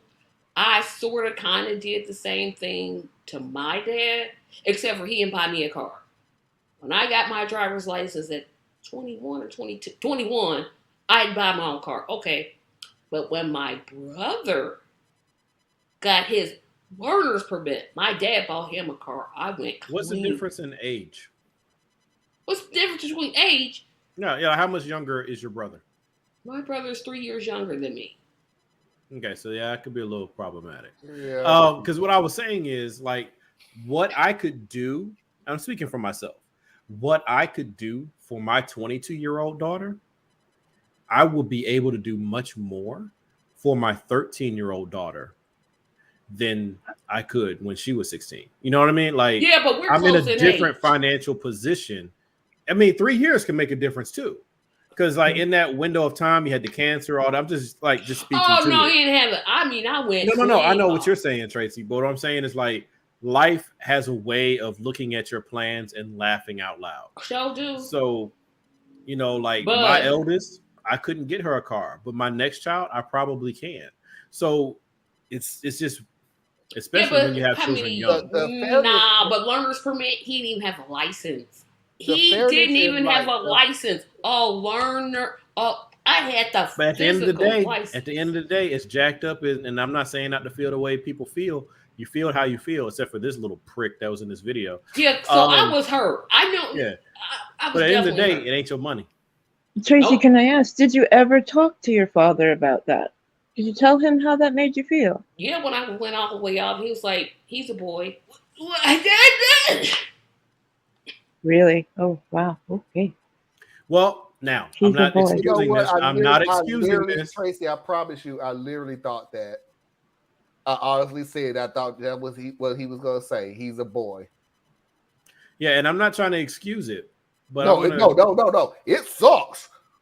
Yeah, there's nothing right Especially about when you're that the only answer. when you I have just knew what the answer was going to be. when you have 5 daughters and 1 son. Oh yeah, it's gonna be the real son bad. is going to get. yeah. So I mean, most- Oh. so you add that in, right? So that's But one then my part. So mother there's kicked in and favoritism. she went off. But see, she used all y'all's language. She didn't use none of mine. She used y'all's language. I wish one of my children would look. Even if I screwed I said up. my mother. Oh, I said okay. my mother went off on my father and used y'all's language. Yeah. But I mean, so there's probably the favoritism of that being his boy, right? So there's that. But then there's also the sexism, which we can blame our elders for being sexist. But I think sometimes we have to look at the era and the ways that they grew up in. And it doesn't make it right. It just explains part of it. Because like your girls, you typically keep home. You keep them closer to your chest. You probably give them basically whatever they want as far as like letting them get away with like emotional situations or whatever you might do as we as fathers cater to our girls. But then there's that sexism that pops in there and says, but your boy needs the freedom to roam because you keep your girl like right here. Yeah, you keep her in prison. Well, I mean, that's and effectively that's what ends up pretty much happening. But people look at things in such a narrow way. So he's thinking, I'm keeping her safe. Yeah. I mean, there's that, right? I see what but you're there's saying, also, but Marlon, let me hit this real quick. There's a different thing too, because I've seen it the other way around too. I've seen the whole man up and everything else. Exactly. And like no one looks at the one that can get away with doing whatever. Yeah. Oh, she acted a plum fool. Well, she's a girl. Right. Well, so nobody ever looks well, at she's the a girl. stuff. You a boy. Suck it up. Be a man. Stop crying all the time. So Nobody happens looks at both what they ways. got. No one ever looks at what they got. Yep. They only look at what they didn't get. Other person got, yeah. So what they say is, okay, That's my just always brother crazy. was able to get a car. And so he was able to, go hang out with his friends when he got his car, and he was able to get a job where I couldn't get a job. I had to come home from school. He was able to go to work after he got off school and go have this whole other life, right? I'm painting this in abstract in absolutes and whatnot. But what we don't look at is whenever I wanted something, Dad just gave me the money for it, but my brother had to work for it. Yeah. Or whenever I was having a bad day, Dad would dote on me or make sure nobody came and bothered me. But my brother, he was never allowed to have a soft moment. He was never able to, just. Yeah, So it's like Oh. it's You like have to- this whole blend, and it doesn't make it right, Tracy. I am not, because I'm not even talking about your family, because I don't have the qualifications to ever do that. I'm saying as far as just like this weirdness that we It do. is weird. You have this dynamic where you could have brother, sister, brother, brother, sister, whatever. Just fill in the gap. But you would have just piggybacking off of what Thiz is saying, you could have one brother sit there and say, yeah, he got a car, he got to hang out and everything else right after he graduated from college, in which his parents paid for just about everything. Yeah, I didn't get a car. Well, your brother got a car and went off to the military. You never got a car, but I paid for you to go to college. Like, I'm just saying, like, in that scheme of broader things. sense. And by the way, vice versa, because I guarantee the brother who got a car went, but you paid his way all the way through college. I would have liked to have a college degree. And now I'm But you went to the military. It's people's, and you'll grow out of it. You won't. No, you won't. No, you will, because I was an awful freaking child. But everybody doesn't grow out of it, Marlon. And what I was hitting I don't work in absolutes. I agree with you. I agree. Most people don't grow out of the fact that you will stop looking at what everybody else got. No, you and won't. start looking at what you got. Because for a long time, I kept looking at my mom going, I never got this. I never got that. And that one time, can I remember never going to bed hungry. Right. But I never went to bed with what I wanted to eat. But I never went to bed. But how many times does she go to bed hungry? Like, no one is like, that's just part of being a person, right? We see what directly affects our interests and our view. And there's no way to get away from it. It's really just how we are. You know, it's like when people talk about someone getting, and I'm guilty of this until I learned better. Somebody else on your job get promoted faster than you do. And then you're sitting there like, wait a minute, I actually had to train that person. How the hell they got promoted? Yeah, they get the promotion. I did, like a dump. Right? So you sitting here so busy, worried about what somebody else is getting, that you're not even doing the things that line you up to get what you are supposed to get. You know, and we do that. Like, as people, we do that. Like, oh, they got promoted because they had the look, or, and this is what you think anyway. They had the look, right? They're young, blonde hair, blue-eyed, pretty girl. So they chose her over me. But what you're not looking at is that person bothered to network. That person bothered to learn the business, not the job, the business, right? And until you do those things, you're not going to move. You're just going to be a strong performer where you are, right? Nick, and that's I what got I think exactly happens. what you're saying. And yeah, there are definitely some parents out there that play favorites. They do. Beyond a shadow of a doubt. I don't want to get into the gist of it because it really sounds like this should be another show, honestly. But that I may actually come up with that. Hey, get another Enneagram. Let's go to 12. No more them. No more them. We're done. No, I we ain't done. messing with y'all on anything. I like the host lady. She was cute. And see, here's the deal. When we did love languages, everybody loved that one. Yeah, So that's that why was I good. picked the Enneagram, and everybody was like, "Hey, love language. Yeah, I feel like I'm such and such and such." And then I did Enneagrams. It was like, fuck you, Molly. Wow. Wow, No, we Molly. didn't, I didn't say No, that. it We just, wasn't Wow. to you. It was it was to. that was the one. And you go to bed feeling like you're never gonna look. Shut up. When you go to sleep and the world is calm and everything is exactly as it should be, you realize you're crap and you'll never be anything. You're night. gonna die. And look for it, and you know it's all inner peace and an acceptance. I'm like every single last one of them, inner peace. But I'm just saying though, I like the lady who was hosting. You know what I'm saying? Man, props to you, Shawty. Do your thing. We ain't finna You go know. with that route. I'm saying she was professional and well spoken. Good for you. We're gonna Thank move you. on to the next chapter in this, and I pulled 2 videos. I'm gonna let the main mafia and everybody that's watching right now. This is first dates. That's what this is. Viewer discretion advised on both of these. What kind of first dates you about to show, bro? Oh, Right? really? Yeah. Viewer discretion advised on both videos. Yeah. Let's look at Mama Hart. Let's see if she wants to deal with this. For a third time, viewer discretion advised. Cool? Cool. Shine. I talked to a girl on Tinder 8 years ago. She got drunk and told me to come over because her and her friends were playing strip poker. I was on overnight duty, so sadly I couldn't partake. 30 minutes later, I received a picture on my phone that I couldn't even make out. I handed my phone to my roommate and asked if he could figure it out, and he says, "Dude, that's a butthole." It surely was. She had taken a picture of her butthole from a measly half-inch away, and it was so close that I could barely tell what it was. I thought to myself, if this is how she leads, then the rest has to be great. Spoiler alert, I was wrong.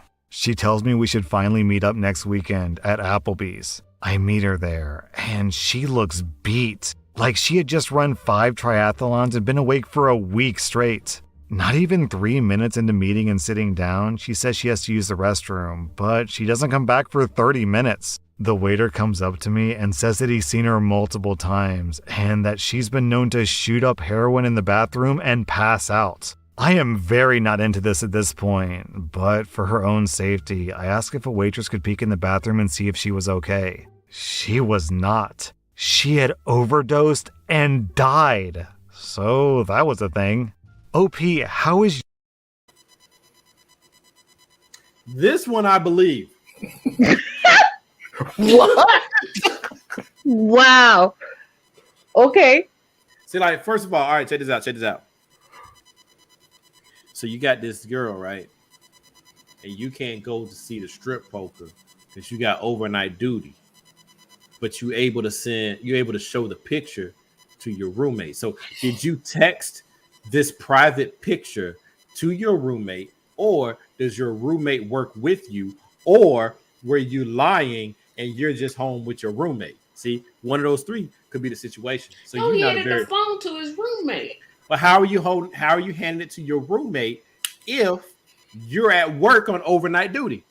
His roommate works at the same you know you place. eventually do come home, right? Yeah, you do come home. He took a picture and then he rushed home because he couldn't figure out what it was. He said, I got the picture and I showed my roommate. So that's that part. First of all, why are you showing your roommate such a private Because thing? he couldn't make out He what it didn't was. know what it What was. the hell it was? Who don't know? How did the roommate though know it was a butthole? Because the roommate ain't stupid. Because apparently this dude's stupid. So No, whoa. No, It was she's so stupid close. because I'm gonna be the first person that goes, "What the living hell is this?" And how do you take a picture? Wait a minute. I'm Let not me gonna think know what about that this. is. I'm trying to think about this. I'm sorry. So you gonna take the camera and wait a minute. she put it right up behind her booty hole. Right? Instead of showing a picture of a rooter, she showed a picture of a A tutor. tutor. Right? You know what I'm saying? Did she So- open it? Well, I'm assuming this. Oh Lord, have mercy, Tracy.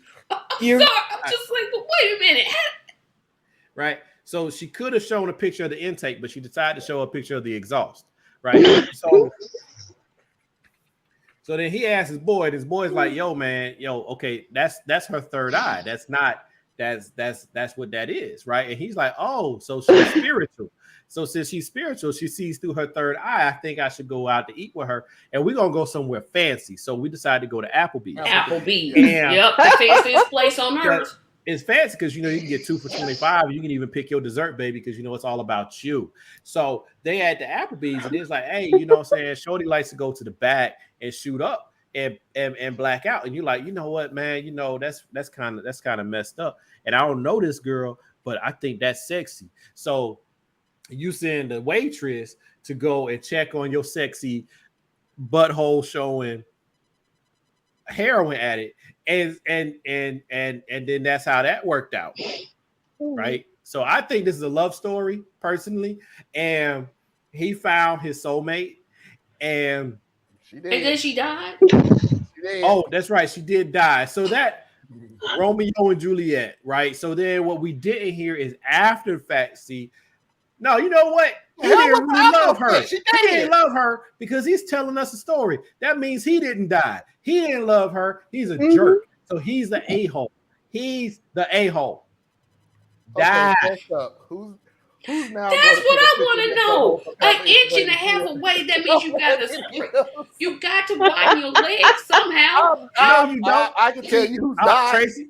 I can tell you who's not going to do that. Tracy. I'm trying to figure this out. You are thinking about someone who is gifted with a proportional derriere. You are being you are I sure am. I'm like, you are discriminating against the little booty community of the world. So she ain't got no real booty. So when she bent over to take the picture, that's not a hard thing to do because there's no. I guess not, because I'm like, she must don't got nothing. It's just a panoramic view.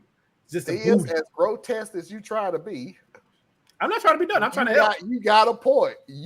Tracy is assuming that you got to do one hand with the one hand, and then you got to hold the camera. Yeah, that's what you realize there's just some people who ain't got no booty, and all they need to do is just bend over. I guess. But wait a minute. See, wait a minute.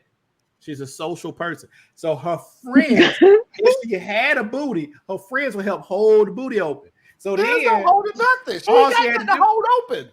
But you don't know that. She might have had an ample booty, and then the ample booty had to be spread. So you got one friend holding this butt cheek, you got this friend holding that butt cheek, and then all you got to do is take a picture. See what I'm saying? So or she got somebody else to take the picture. Right. But here's the problem.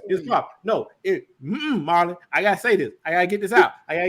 Now, if you had your friend take the picture, now I got a problem with your friend because why your friend gets so close to your butthole? See, if you take the picture, then you might be close.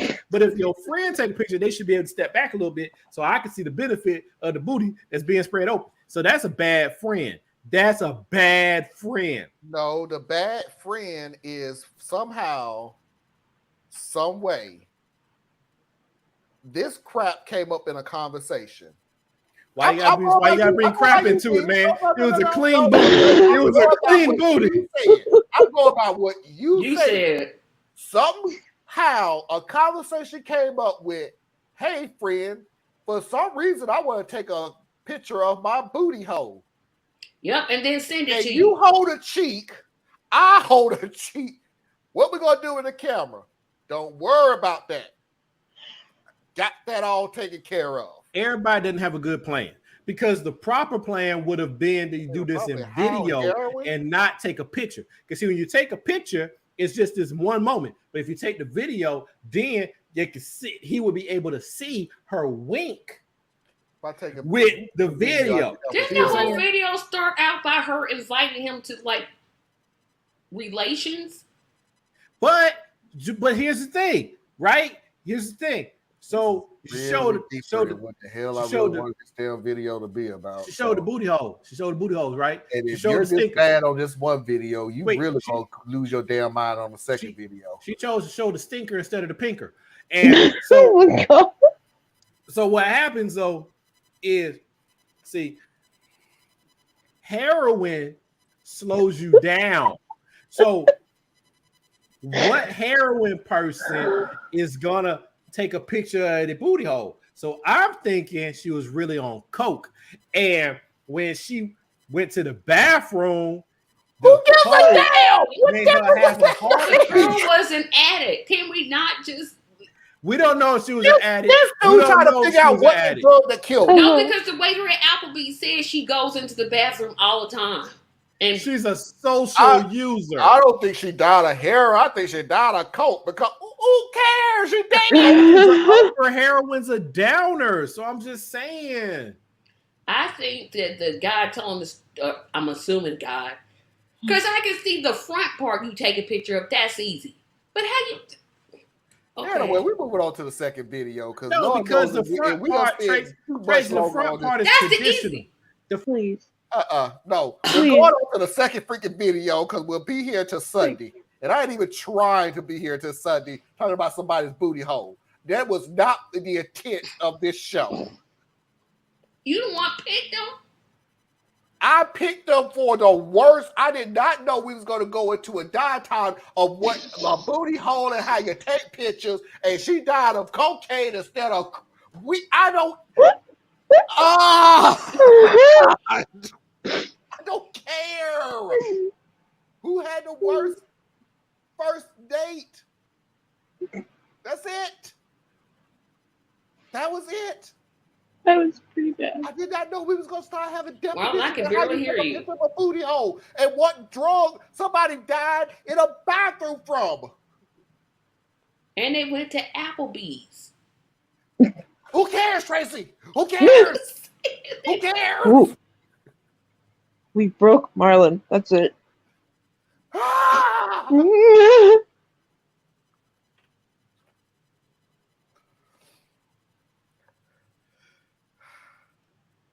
That is video one. So we look at it. So he's sent a picture of the lips and stuff. That was video one. We are going to go to video two. I will see y'all next Monday to figure out what the hell y'all talking about. Because if y'all going this deep into video one, video two is... Some friends several years before my wife and I started dating. The date was in early September, and we met in a restaurant in the city. It was a nice place, the kind where waitstaff wear dress shirts, ties, etc. I was in a nice suit and tie, and she showed up in jeans, flip-flops, and a hoodie. I jokingly said something along the lines of, "I'm assuming they didn't tell you this place is kinda snooty." She says, "They did. I just don't give an F. I'm not shaving my legs and putting on some fancy dress for some guy who I don't even know if I want to touch his dick, let alone if I'm willing to let him between my legs." I just stared at her in disbelief. She then said, "I mean, you seem nice and all, but I'm not in the mood to do all the work when I can just go home and do it myself." I asked her to keep her voice down, and she said, "Why do you want me to keep my voice down? Are you afraid people will hear me talking about going home and effing myself with my vibrator instead of letting you come back home and F me?" I just stood up, walked over to the waiter, paid for my drink, apologized to them for her outburst, and said, "Blind date, I am not sticking around," and left. I did hear from my friends that she later got married to some guy, stabbed him on their anniversary a few years later, and is now in jail for attempted murder. They were like, "Yeah, we always knew she was kinda crazy." Yeah, effing think? And then down in the comments, OP shares some more information. Yes, she stabbed her husband. Stabbed, not poked, stabbed. Yeah, she was pretty, but not worth that level of crazy. The people who set us up are no longer friends of mine. That situation was part of the falling out. Also, they became completely insufferable twits. They didn't know that she was that level of crazy. They thought that she was just whiny or pushy at times and outspoken. This woman stabbed her husband about 20 times with one of those small handheld gardening shovels. It was their 1-year anniversary. She's still in prison. The husband eventually got out of the hospital, went through rehab, and moved out of the state. Last I'd heard, he'd gotten remarried and had kids. Our next reply is from... Why you telling all their business like that? You know what I'm saying? Like, they ain't none of your business, dude. You went on a date with her one time and you telling them this man's business, man. Look, they ain't your business, man. Look, why did you know he went to rehab? How did that help your story? Why I gotta know he had to go hold another family? How does that help your story? You the problem, man. You the problem.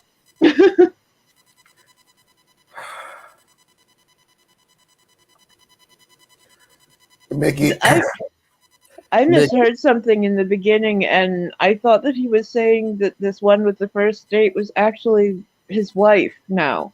He said before he got married. Okay. Which is very disrespectful to his current wife, because why are you still talking about some chick you had one date with? One date. Like, dude, one date. It ain't that.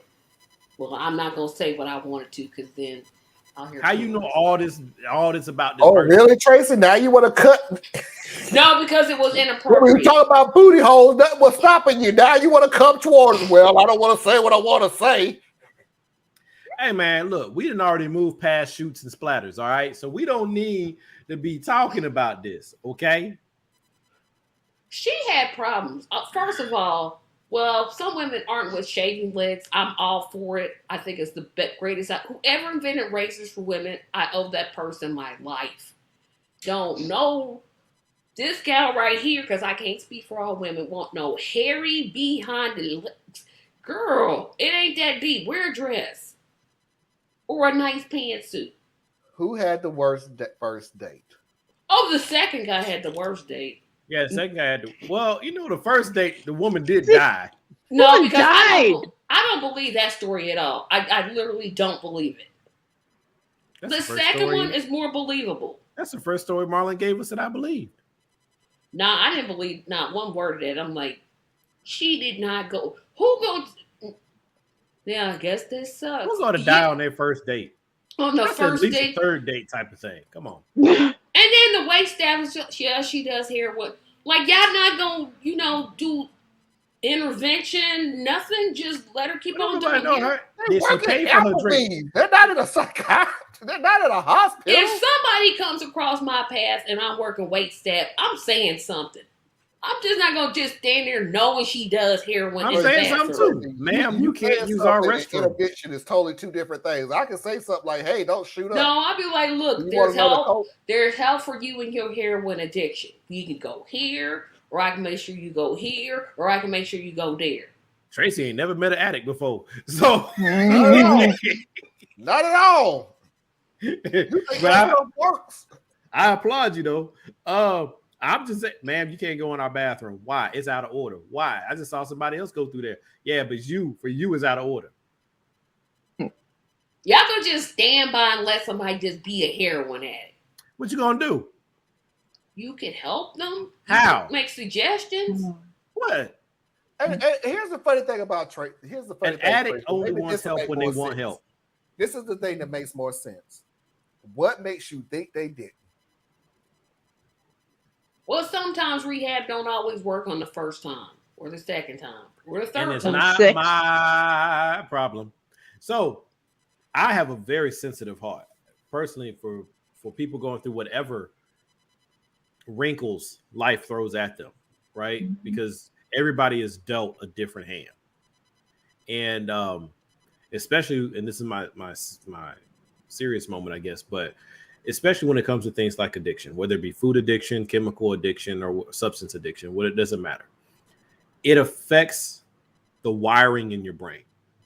So it's not a matter of willpower or anything like that. You have been chemically altered. Yeah, that's what heroin does. That's what all those things do. Oh yeah, and all the other stuff you named. So what happens though is until that person literally wants help, and even then it can be very difficult. It takes a trained staff to help somebody through those things, right? Not an individual, but a staff. So, okay, best I can do for you is don't use my bathroom. That's the best I can do, right? Because my job is to make sure that when your drink gets below a half, that I come and refill it. I'm not here to figure out if you got a chemical dependency. If I That's know not, she's got an addiction, no, that's just maybe that's just me. but how? Right? That Because- waiter knew. He said she goes in the bathroom and But shoots up heroin. That was then. So now you go to this woman and you say to her that, ma'am, I know you have a problem and I'm here to help. This person might have kicked the habit 6 months ago, but now you coming to her saying she got a problem? Lawsuit. So it's like, man, you gotta stay out of folk business. Yeah, that's how folks get hurt in the hood. That's how folks get hurt in the hood. They be looking at other people's business. And Marlon, tell me if I'm wrong or right. You sitting there, ooh, she look like she a prostitute. Let me go try to help her. All right, now you need to stay out of business. I'm sorry. I understand your heart. I commend you. I appreciate it. You're right for your feelings. The way feelings. you thought it was going to end. This is not going to be a Little House on the Prairie moment that you thought it was going to be because you thought that you was going to say something, and all of a sudden they're going to break down and go, "You're right. Right. Nobody ever told me that." I do think dead first date does eclipse. I don't believe that first story at all. Second date is worse because I actually believe that when I'm like, "Yep, second date." I'm going with the first date is the worst, but I also believe I believe the second date. I'm also proud that this dude did not, because I'm gonna tell you why I think the second date was real compared to the other stories. When you start yelling at the top of your lungs, you think I'll go F myself before I go F you. Normal people will get the hell up and walk the hell out. Yeah, that'd be me. No, the fake story would have been, I kept my calm and gave her another chance. And yep. No, we went home. We out. And when we went home and had a passionate night, blah, blah, he got up and left. That's real. Because that's just what I would have did. Check, please. I'm just still saying, if I had to stick around and fill out a witness statement with the police, that's going to be worse. The first story never happened. The first story restaurant. never happened. It's not real. It didn't happen. How is it not real? That makes no sense. It's literally got too many holes in it. I'm like, nope. Where are the holes? Other than the young lady's arms or hand. Mm-hmm. Said she quit smoking a week ago. Good. Congrats. Smoking is bad for you. Says the person who smokes a cigar. Smoking a cigar, I know. Foxy's videos of the week.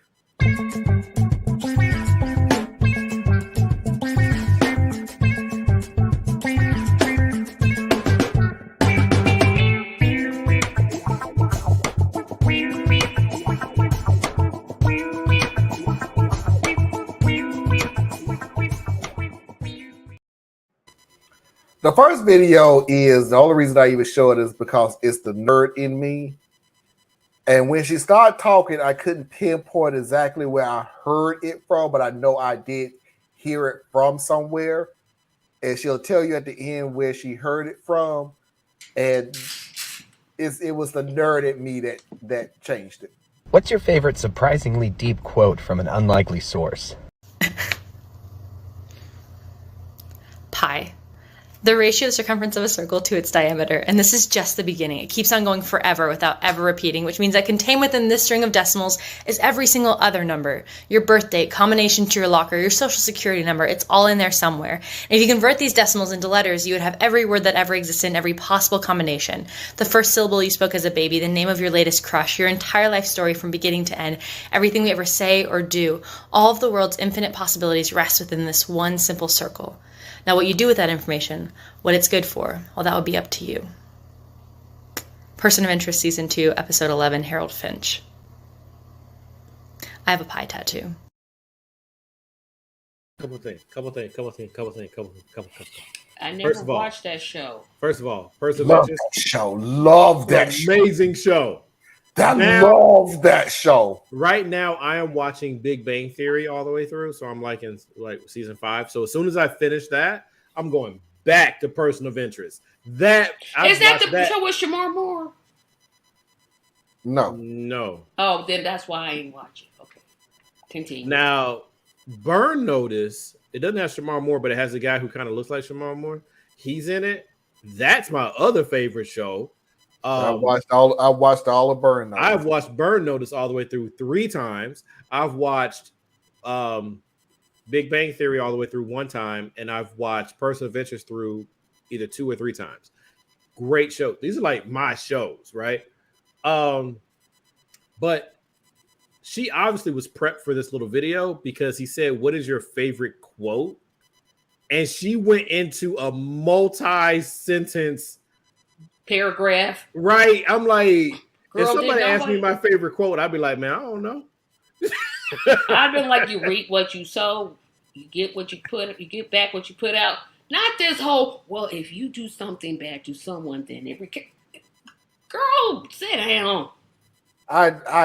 Person of Interest is a phenomenal show. It really is. But which one is Shamar Moore? Kind of sucked rocks because it was kind of like Shamar Moore can't act, but you think I care? Like I'm sitting here, he was soul trained. He was soul trained. You know what? And the Young and the Restless, I want to say. Yeah, he was on the Young and the Restless. He was Neil's younger brother. There are certain people whose talent is so strong. Yep. That they become boring. Shamar Moore was so handsome, he became boring. No. So no matter he was so handsome that he was just handsome. It's a good looking dude. But the dude can't act. And again, I don't care if he can. Did you sit here? Shamar Moore could act, but everybody saw him as just another pretty boy. It's the same thing that happened to Brian McKnight. No. Brian McKnight, no. Brian McKnight has a voice that'll make your woman drop her drawers. But he himself is not considered. I mean, he's not ugly. He's not ugly, but he's not. His talent made him more attractive. But Shamar Moore literally is the dude that walks in the bar and every dude in there is like, oh, damn it. Y'all should. But anyway, person of interest, other than the last season of the show, because I just couldn't stand the last season. Last season, you could tell they were trying to get it over with. Yeah, they slowly started, and I can tell when shows started painting themselves in a corner, like they just keep hopping on, they keep. The writing is keep too putting predictable. themselves up against the wall and just hoping if we keep writing somehow, some way, we'll find a way to get out of it. And that's what that show was. It's like the last season, up until the last season, everything up until the last season. And trust me, because when the show first started, my favorite character was Finch. I was okay with John, but my favorite character was Finch. I can tell you exactly who became my second favorite character. Root became my second favorite character. And then Shaw. I ain't seen it either. Until Shaw. And Shaw became my favorite character. And if you watch the show, you'll understand because they sort of kept my favorite characters apart until they brought them together. So when Root became my favorite character, you will see the change in her, which made her my favorite character, because it was like, okay, I can equate to her. Shaw came around, and it was like, oh, I gotta equate to Shaw. Yeah, ladies, if y'all haven't seen the show, legit, it's worth watching. It's worth watching. It is worth. It really is, because it evolves well. Each episode is its own story, and yet it continues the overall story. So I really think it's really cool. I really do. Right? That's one of those movies. Is that guy that played Jesus in the Passion of the Christ with Taraji Henson? Yeah. Taraji, she's in the first couple seasons. 2-3 seasons. I don't know how many. It was up until she got the job for Empire. Whatever that Empire thing. Yeah. That show I watched. I ain't watched it. That was garbage TV. I have never watched one season of that show. The first 3 seasons were good. I've never seen one episode. I'm not going to. I don't care. I don't watch that. I don't watch Power. I don't watch either of those shows. I don't watch The Wire. I don't. You're not going to entertain me in a way of the life that I lived through. I don't find that entertaining anymore. I didn't live it. And I still everything that you see on those shows, I've lived it. So why do I? I've never lived any of those things. I'm like, oh, I'm gonna watch this. I have no desire whatsoever to watch. It was my 2000s version of Dallas. Knock yourself out. But yeah, person of interest is really good. What was that actor? Burn Notice. Foxy hates that show only because Burn Notice is my number one of all time TV shows of all time. Well, there is no TV show better than Burn Notice for me. Blues. Nothing. Foxy don't like the Cosby Show. It beats a different world. It is my show. And you know what the main character is now, Michael. But he's in some other stuff. No, he's in a show now. Yeah, what show is he in now? Main characters now. They brought back Law and Order.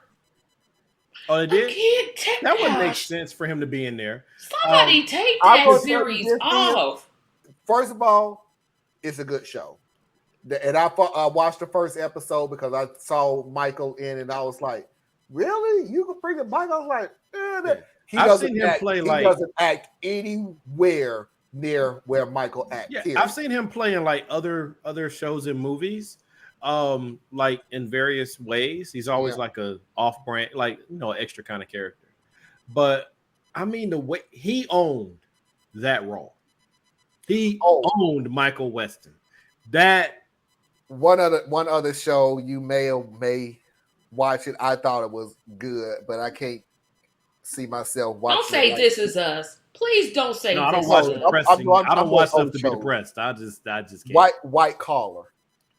Okay, so White Collar, I kind of got into it, but I couldn't stay with it. Now there's another one though. It's the one where they're like doctors for rich people. Dang, it's the same kind of show, same formula. I know what you're talking about because the guy moved there to become a doctor. Exactly. So I tried. My doctor shows is New Amsterdam. But this show I actually watched for many seasons before I finally. Is that the Shonda Rhimes one? No. This is it's a white show. But it's like a USA formula movie. Shows are purely white. Sorry, it is a purely white show. If you're talking about diversity, White Collar and Burn Notice is it's the same formula. It's the same formula. Burn Notice did get diverse. The final 2 seasons, was it the final 2 when the black dude showed up? For what? Burn Notice. The final 2 seasons when the black dude came. No, he was in there he came in like the 3rd season. So he was there for actually longer than I expected. Jesse, right? Jesse, yep. Yeah, but he was in there for his name wasn't Jamal? No. And he was his name was Jesse. He was funny. Now you want to see the most diverse television show I have ever seen? The Office. Watch New Amsterdam. I don't like my problem is I like classic They have put TV. some episodes on where I just went, oh my God. Like, they not pulling punches on nothing. Anna, you would like New Amsterdam. Because they had an episode where they was trying to do a blood drive. And Royal Pains. Okay. Sorry. Yeah. That's what I was talking about. Royal Pains. Sorry. But they was doing a blood drive. And I can give away this one. They was doing a blood drive. And they was giving a reward to somebody that worked at the blood drive for the hospital years ago.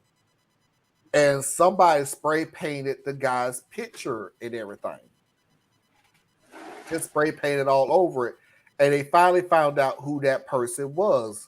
And it was a black dude in a wheelchair by that time, and he was like, "Well, what is it about this guy that you don't that you hate? He worked, he sacrificed, he gave everything to make all our blood drive go strong. What is your problem?" And he said, "I used to be a tech with this guy." And he Wait a minute, found, the guy in the wheelchair was doing the graffiti? yeah. People in wheelchairs can do graffiti. No, I'm just trying to figure out. So how high was the image? Well, you can probably just spray it, lift your arm up and spray it. Well, it is a level of detail that goes into. It's not a level of detail. You spray it over a picture. It ain't like you putting a picture over a picture. It's like you put Mona Lisa over. Because I'm like, people, graffiti artists are very talented. So I'm like, Well, I'm envisioning someone in a wheelchair, like doing like a. Anna, the show was based off of. It comes to find out that he was a tech that was working with the guy. And when he finds out about it, he said one day he found out that a gay couple came in and gave blood. That hero found out that they were gay. And come to find out, he told the tech at that time, how much gay blood do we have in this certain thing? And the tech said, I don't know what you mean, but if you're talking about blood from gay people, we have such and such amount. He told the tech, destroy them. Destroy all of them. He was just looking out, I guess. Okay, so basically, here's what happens, right? If you get blood from a gay person, then you become gay. No. I knew that was. Yeah, I was gonna say, huh? Too simple. No, if you get blood from a gay who the hell I was talking to. Yes, is if you get blood from a gay person, then you become a Muslim. And then because homosexuality is not allowed in Islam, you then become a Buddhist. And so now that you're a Buddhist, you can only now. We do still got morons out there that figured if you walk past a gay person, you become gay. So it's like it's the problem I have with like the anti-gay crowd, right? All right, like y'all are idiots. First of all, check this out. Let me explain something to you people. Talking about the anti-gay people? The anti-gay people. Okay. You don't want to be in a room with a gay person because you feel that you will, and trust me, I'm not even trying to be funny because I literally heard this. You will catch the gay. Yep, because it's a disease. Didn't you know that? I want you to think. Is it airborne though? Yeah. Or is it only through fluids? I want you to think real hard right here and right now. Do you honestly think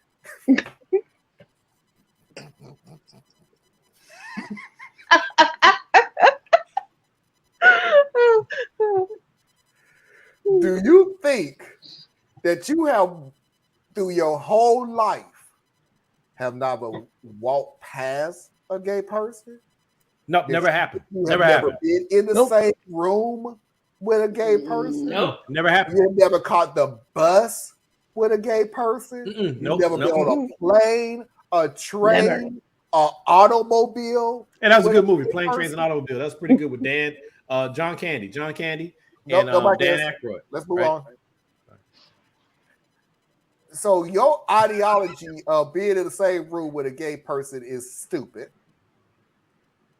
You think highly of yourself that you don't think this has ever happened because apparently you think every gay person is supposed to be flamboyant, wearing pink and a boa wrap around them. I guess that's the only way you don't understand. You understand? See what it is. See, gay people, they have a recruitment drive, right? So it's like being a Jehovah's Witness, but you gay. So in order to achieve Gayvana, you have to You have to enroll a certain number of straight people, right? And then you will inherit, like, I don't know, a Cadillac. So it's important that I'm you sorry. do this, right? You the So one did it, Marlon. You I went right literally- down. I but know, here's but the I part that I actually don't want to get. see that. Here's the part I don't get. I'm Here's sorry. the I part. want to see that. I want to see that. I want somebody to knock on the door. I want my pink Cadillac, Have but I don't want to sell makeup. Can I please share with you the Church of Gay? Do you have a No, minute? see you being silly, man. You being silly, man. We trying to have a serious conversation. It's not. We had a serious conversation to I'm some channeling- first video. I'm channeling Kanye. You being silly, man. You being silly, man. Could you just show the next video, please? Check this out, though. Check this out, though. The Here's next my video. question to all the people who are overly concerned about homosexuality or the queer community in general. You so worried that somebody's trying to make you gay, but ain't no gay person ever hit on your ugly ass. That's one. And then two, who taught you to be straight? Who taught you? That is a good question. What the hell was You that? know that's Tracy. You with know them- that's mine. Tracy. That's why I was like, You already know the FBI I'm on the way to sorry. the door. The timing was terrible. like, Because I heard, who taught you to be straight? Which was a great philosophical question. Who taught you to be straight? And all I heard was somebody who went into the Holy Ghost. I'm like, No, but it's just the thing that just blows my mind. Like, it wasn't that great of a question. It was like good. it was, you know what that was? I live around the corner from a fire station. but that was a short siren. I ain't never heard one that short. They were like, oh, never mind, it's all right. It sounded like somebody went, Now, did you see any of my lips move when that sound was going? No, you did not. I just don't care. Who cares? They don't have insurance anyway. Fuck them. Yeah. I haven't even ate today. Cool. It's almost Sunday, so you might want to get something to eat. It's too late now. No, it's not. You can have a little snack, a little sandwich. Nah. At this point, man, just roll on into Sunday, man. Roll all in. Home Depot. A Home Depot employee wore a hat that said, "America was never great." And people wanted her fired because of this. Somebody named Paula wrote to Home Depot and said, "I will never shop at this store again." So I responded as Home Depot and said, "Paula, that is great news. We look forward to never seeing you again. Cheers, the Home Depot." She's like, "I'll let corporate know you feel that way. Thank you." And corporate's like, "Paula, we don't care."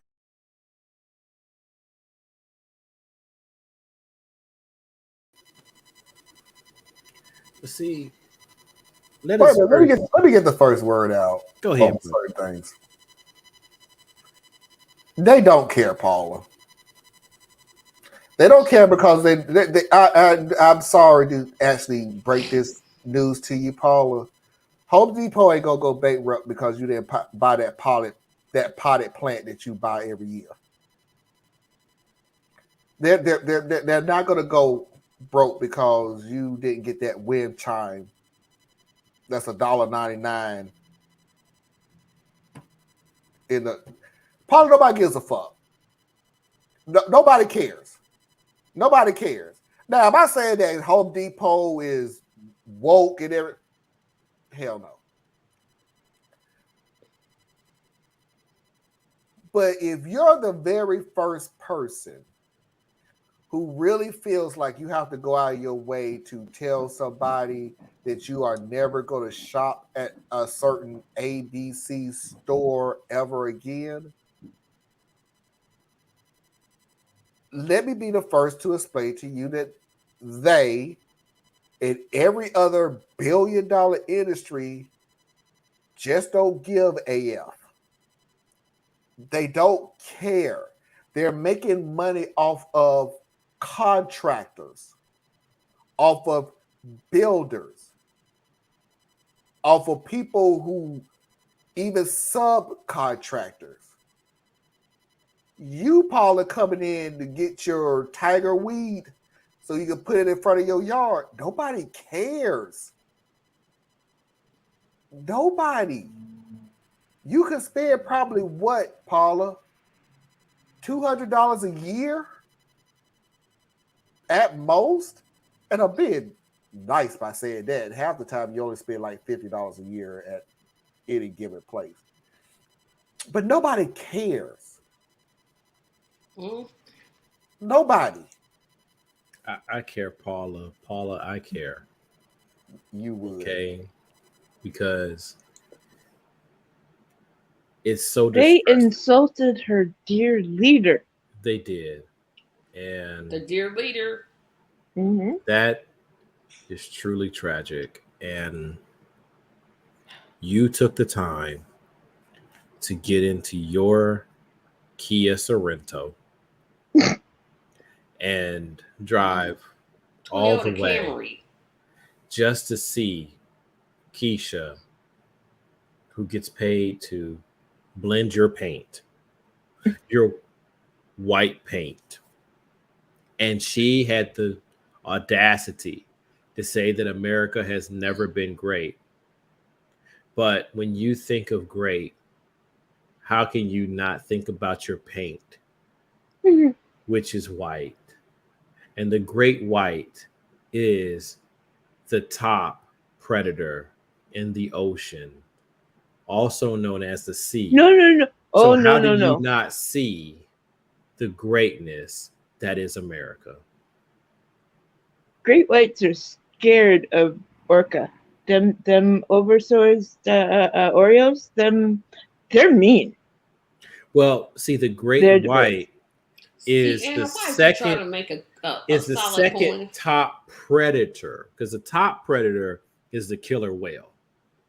It has no natural enemies other than humanity.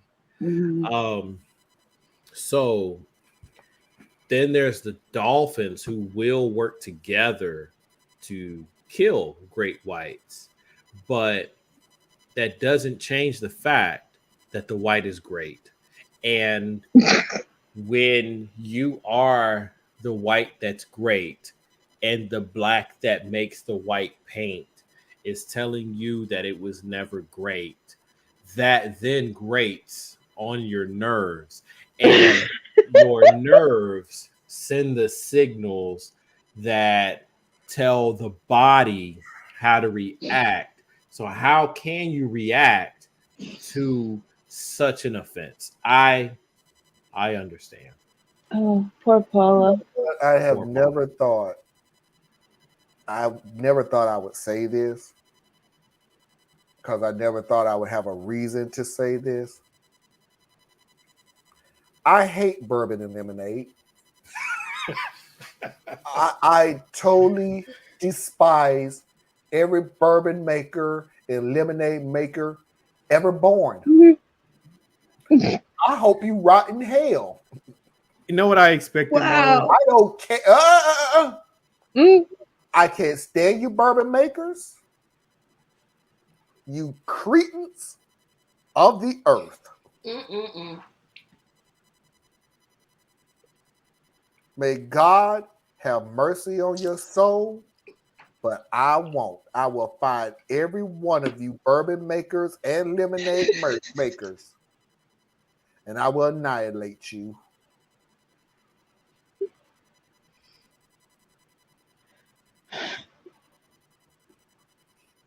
You know, I honestly thought you were going to go with more of a Martin reference and be like, Cole, you stupid.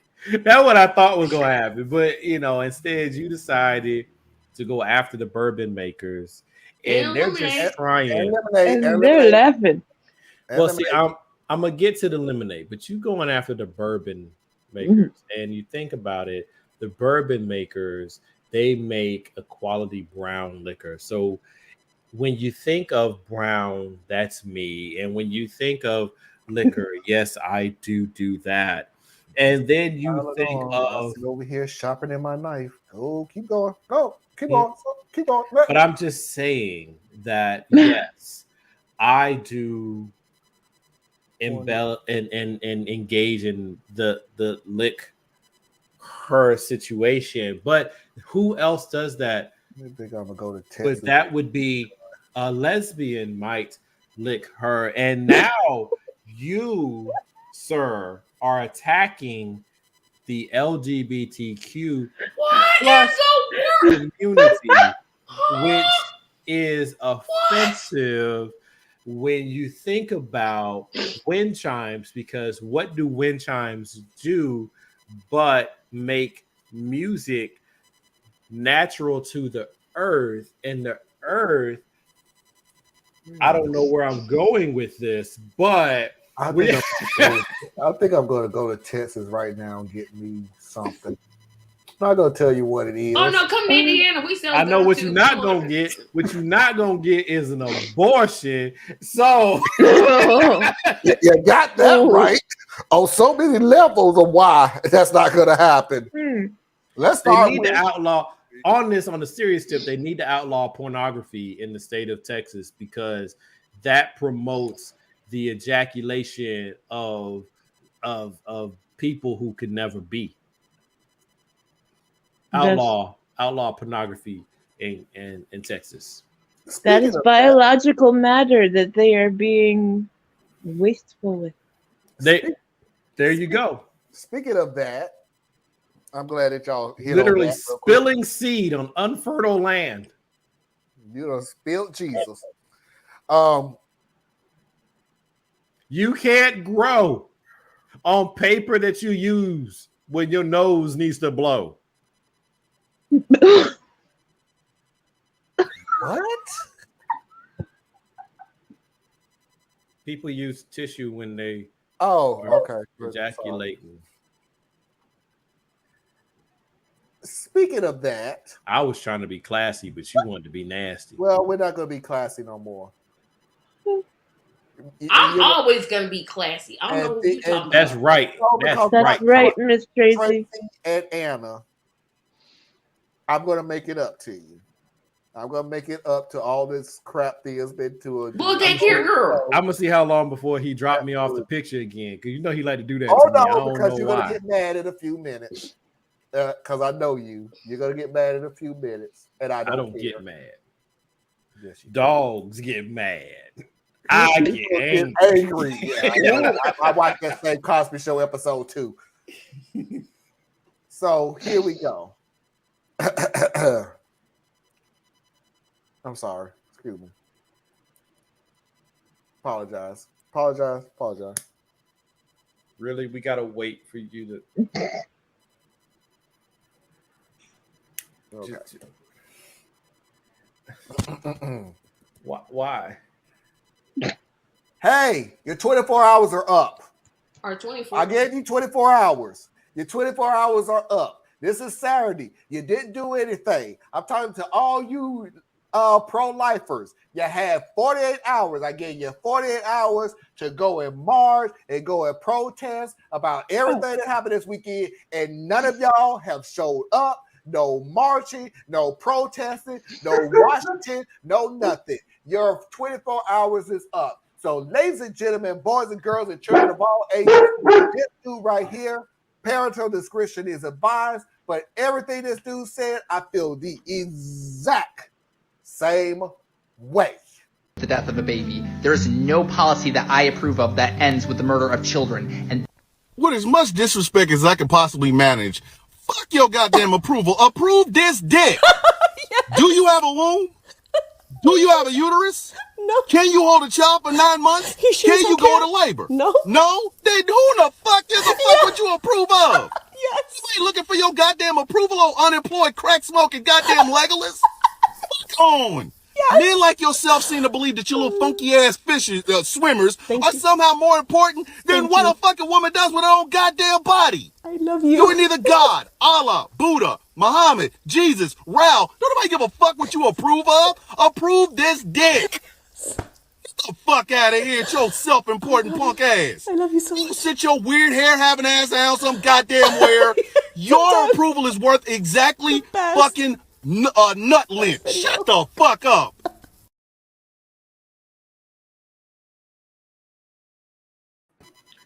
Excuse me. Did that man have an entire visor full of CDs in his car? Did that just happen? Unfortunately, Theus, none of us was laughing. paying attention to that. No, How y'all missed that? It was like right there. Nobody, because we was listening. we was Yeah. listening. I was listening and laughing. And is there anybody else that was like totally caught off guard by his fingernail polish and oversized ring? Nobody saw this? No. Y'all didn't? No, I've seen him before. See, unfortunately, Theus, what you fail to understand is we actually was paying attention to the most important stuff that was happening and not actually looking at the curtains in the back room of a horror movie. So apologize that we was not looking at the CD. Y'all got to be more observant. At the fingernails because nobody. No, I saw the fingernails, but it's just I've seen missed him the before. fingernails. I was listening to How what you he miss was the saying. fingernails? The man I was was listening to what he was fabulous. saying. But I'm just saying, he was fabulous. He was fabulous. The But black I'm guy just- had the fingernail polish. Yes, he had the black fingernail polish, and Okay, but a nice beard. He had a nice beard. Now that was real, but the CDs they threw me off, man. some people do still have CDs. No, Yes, I they do. I have a CD. I mean, there's CDs that stashed all through my car, but I have a CD in my car. It's T.I. It is. I think it's the amazing. King album. I want to say it's the King album, and it's just in there for those periods of time where your signal drops and you can't stream. We've all been there. Have y'all been there? Speakers went out my phone, in my car, so I don't have any music. Oh, well, I play it through the Bluetooth on my car. Every pro-lifer on the face of the planet is somehow we don't went to CDs and a big Okay, break. but let's maybe agree that it's time to stop giving them the gift of saying it's pro-life. We're agreeing to their wording. You are pro-control. They are anti the A word because we're not allowed to say abortion. the A word. We're not supposed to say the A word because the algorithm doesn't like the A word, but they're anti that. Who cares? Okay, this is Marley's channel. What? Whoa. What? Really? It triggers the algorithm? Yeah, they don't like that word. They don't like that word, and they don't like the self-harm word. They don't like that word. You'll get pushed right on down the rankings. Not that we're not already there, but I'm just saying. True. Fair point, Tracy. Fair point. What exactly is pro-life mean? That you don't. You anti-abortion. Trying to stop what?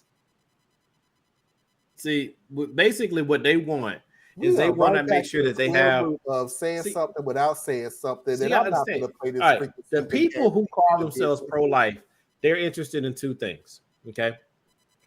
The first thing is they want to make sure that there are more white babies born and into the system, whether they get adopted or not, or taken in under their natural family. Either way works for them, right? That's one. But the other thing is they just think it's icky, so they don't want you to abort a fetus, which they'll call a baby, but they don't want you to abort a fetus because they just think it's icky.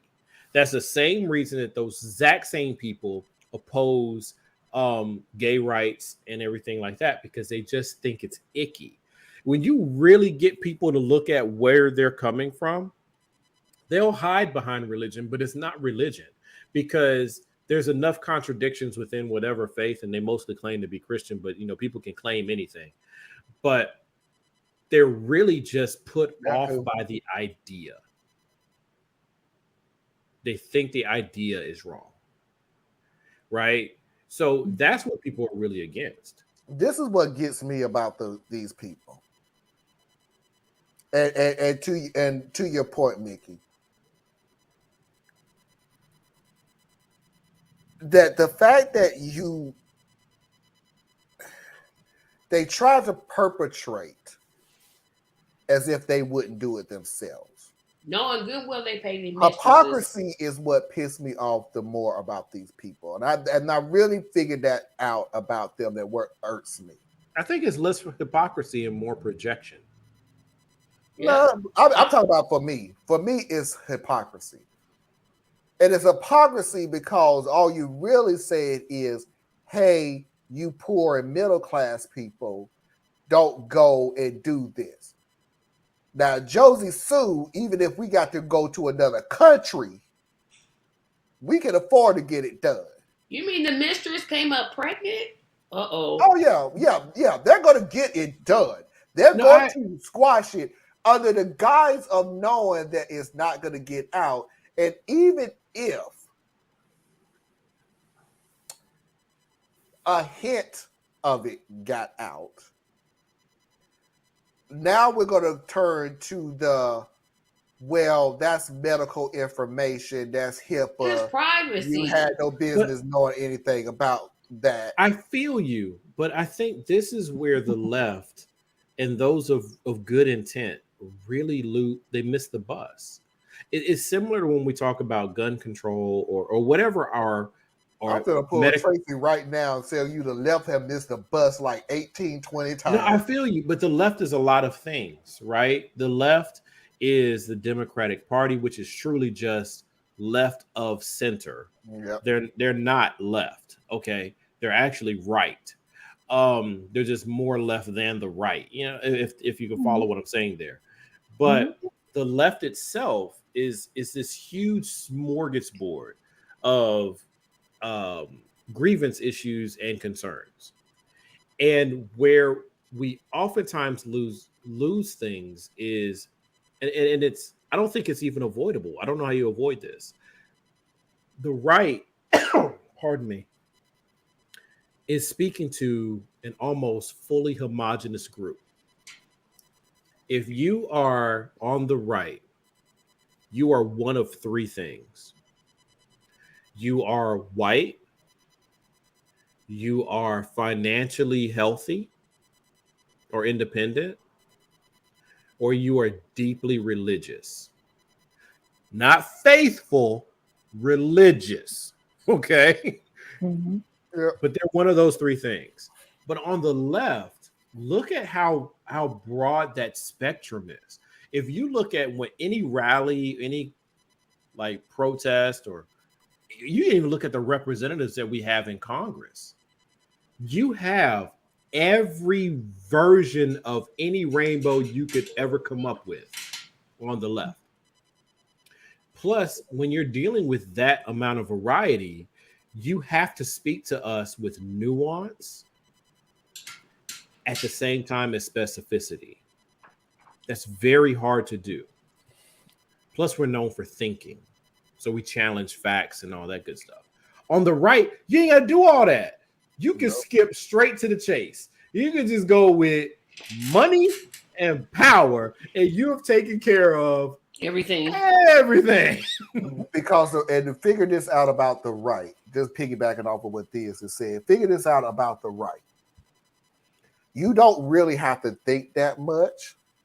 And it's not and honestly, I'm not even saying this is as an insult. And y'all know I love insulting the right. But I'm not on this case.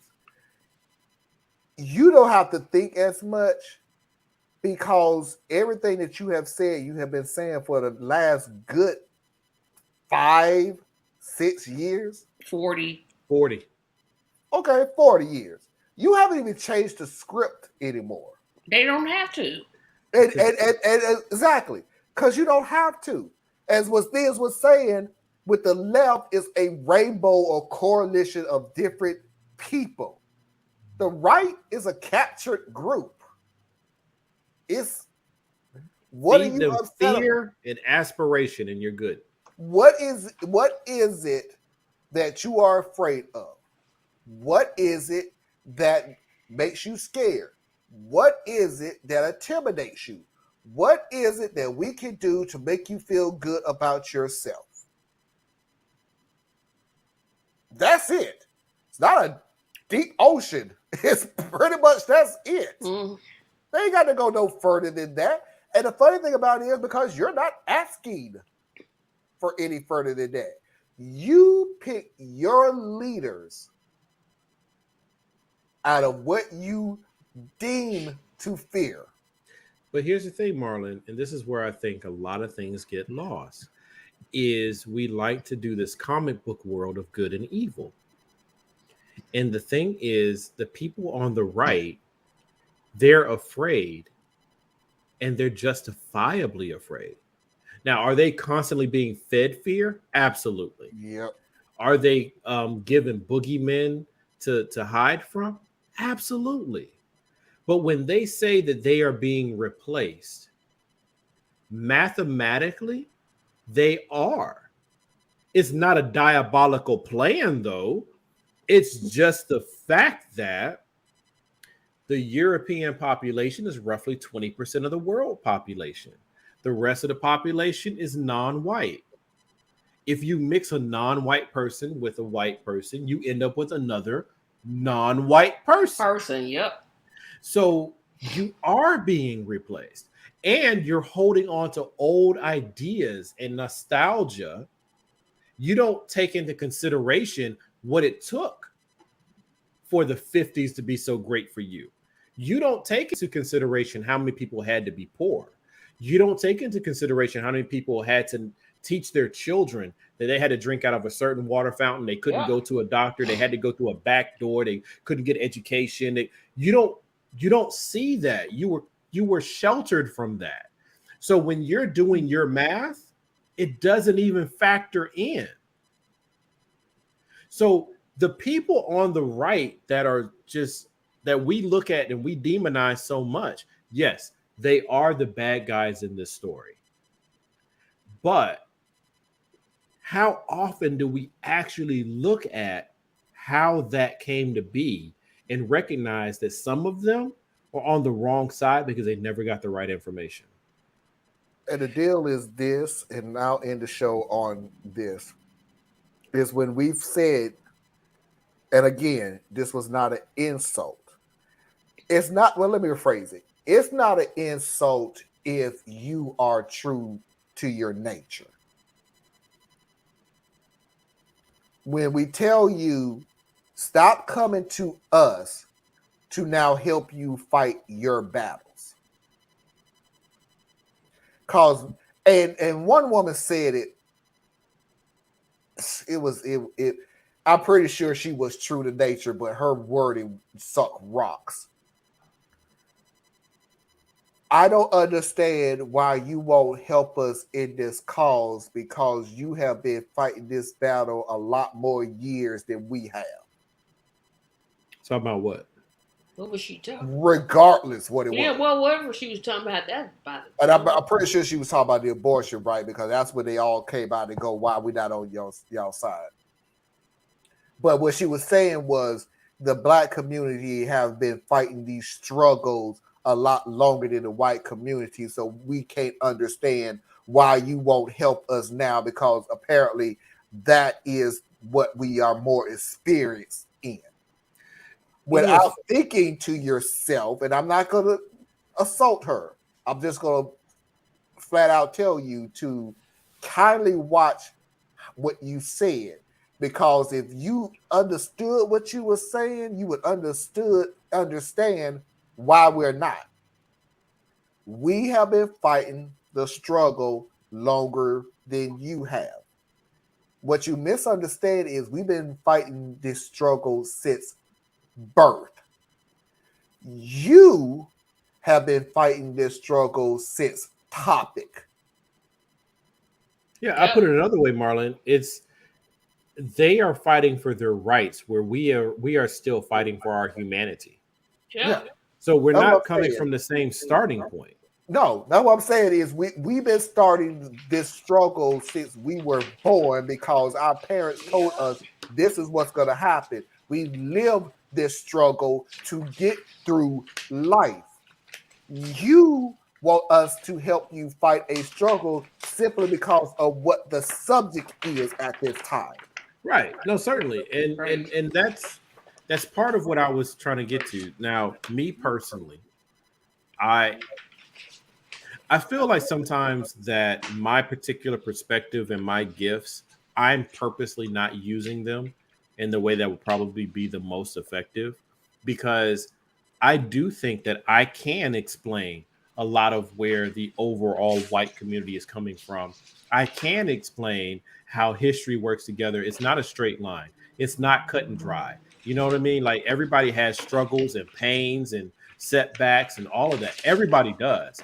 And when you minimize someone else's pain to highlight your own, you end up setting the other people off on their heels, so let their walls go up. I get all of that. And perhaps I would do better speaking in that lane. But I have chosen intentionally that I'm not going to, because my people are under assault and we're in a desperate situation. So my energy is sitting over here. But somebody has to, and there are people out there, plenty of people are doing it, but somebody has to try to explain how many ways we are alike. How many ways that for all the things that you are blaming immigrants for, blaming Black people for, all these things, if we really delve into it, I can help you understand where you're a little off. I'm not saying your emotions are wrong. I'm saying your anger is wrong. I personally just don't have the energy for it anymore. Well, let me push back on one little thing that you said, Theus. Just a small pushback, not big. I do think you have the ability to tell people your story, your experience. I wholeheartedly believe that you have the ability to do that. If you start doing a video more than every other president. Hey man, that ain't cool, bro. I do a video like once a quarter. Every other president. Every other president. Ladies Don't and nobody gentlemen, watch my videos when I make them? No way. I watched every last one of your videos. Thank you. I'm sorry, that was a strong statement. No more than 5 people watch my videos every time I make them. Ladies and gentlemen, boys and girls, children of all ages, non-conforming individuals, that is our show for tonight. 10 minutes into Sunday, but don't think it would actually affect us since we'll be back. Poor Tracy. Later on today. Shuffling papers. Did you have like a whole statement together? together? Like your damn secretary. I don't know what the hell she's doing. Tracy is getting stuff ready for our production for church. So is that tomorrow? It's not tomorrow, but the groundwork starts tomorrow. Oh, okay. So I figure I better do it now before I get up tomorrow morning. Well, in a few hours and forget. Mm-hmm. And y'all was talking anyway. Y'all wasn't talking to me, so I'm like, I'm gonna just sit here and do whatever. What's the production called? A Gift That Lasts, December 3rd and 4th. I'll be there. No, you won't. No, I'll probably be in London at that time. Yep. I don't go to church, so I know I ain't gonna be there. But A Gift That Lasts. Mm-hmm. And would you mind sharing what I'm not going to use the right theatrical terms, but like the play is about? Yeah. Briefly, aunt gets sick. They think she's gonna die. She doesn't. Miracle at the end. They break into her house. They steal her stuff. No, they don't break into her house and steal nothing. And she leaves $4 million to the church. No. Tracy, tell everybody where they can find you. Tracy Media LLC, and Tracy Takes On returns this Monday. Oh, I'm not on that show. Cool. No. That sounds great. No. Anna. BoreliaEtc.com. BoreliaEtc.com. Theus. ComplexSimpleMan.com. Folks, we had a great show tonight. At least I think so. I appreciate everybody that came out. Please do not forget to hit that like button on the way out the door. I really appreciate this panel. We have grown over the years. We're getting bigger. We're getting stronger. We're getting the information out. And we are having fun all at the same time. So, until next time, we will see you when we see you. Peace. Good night.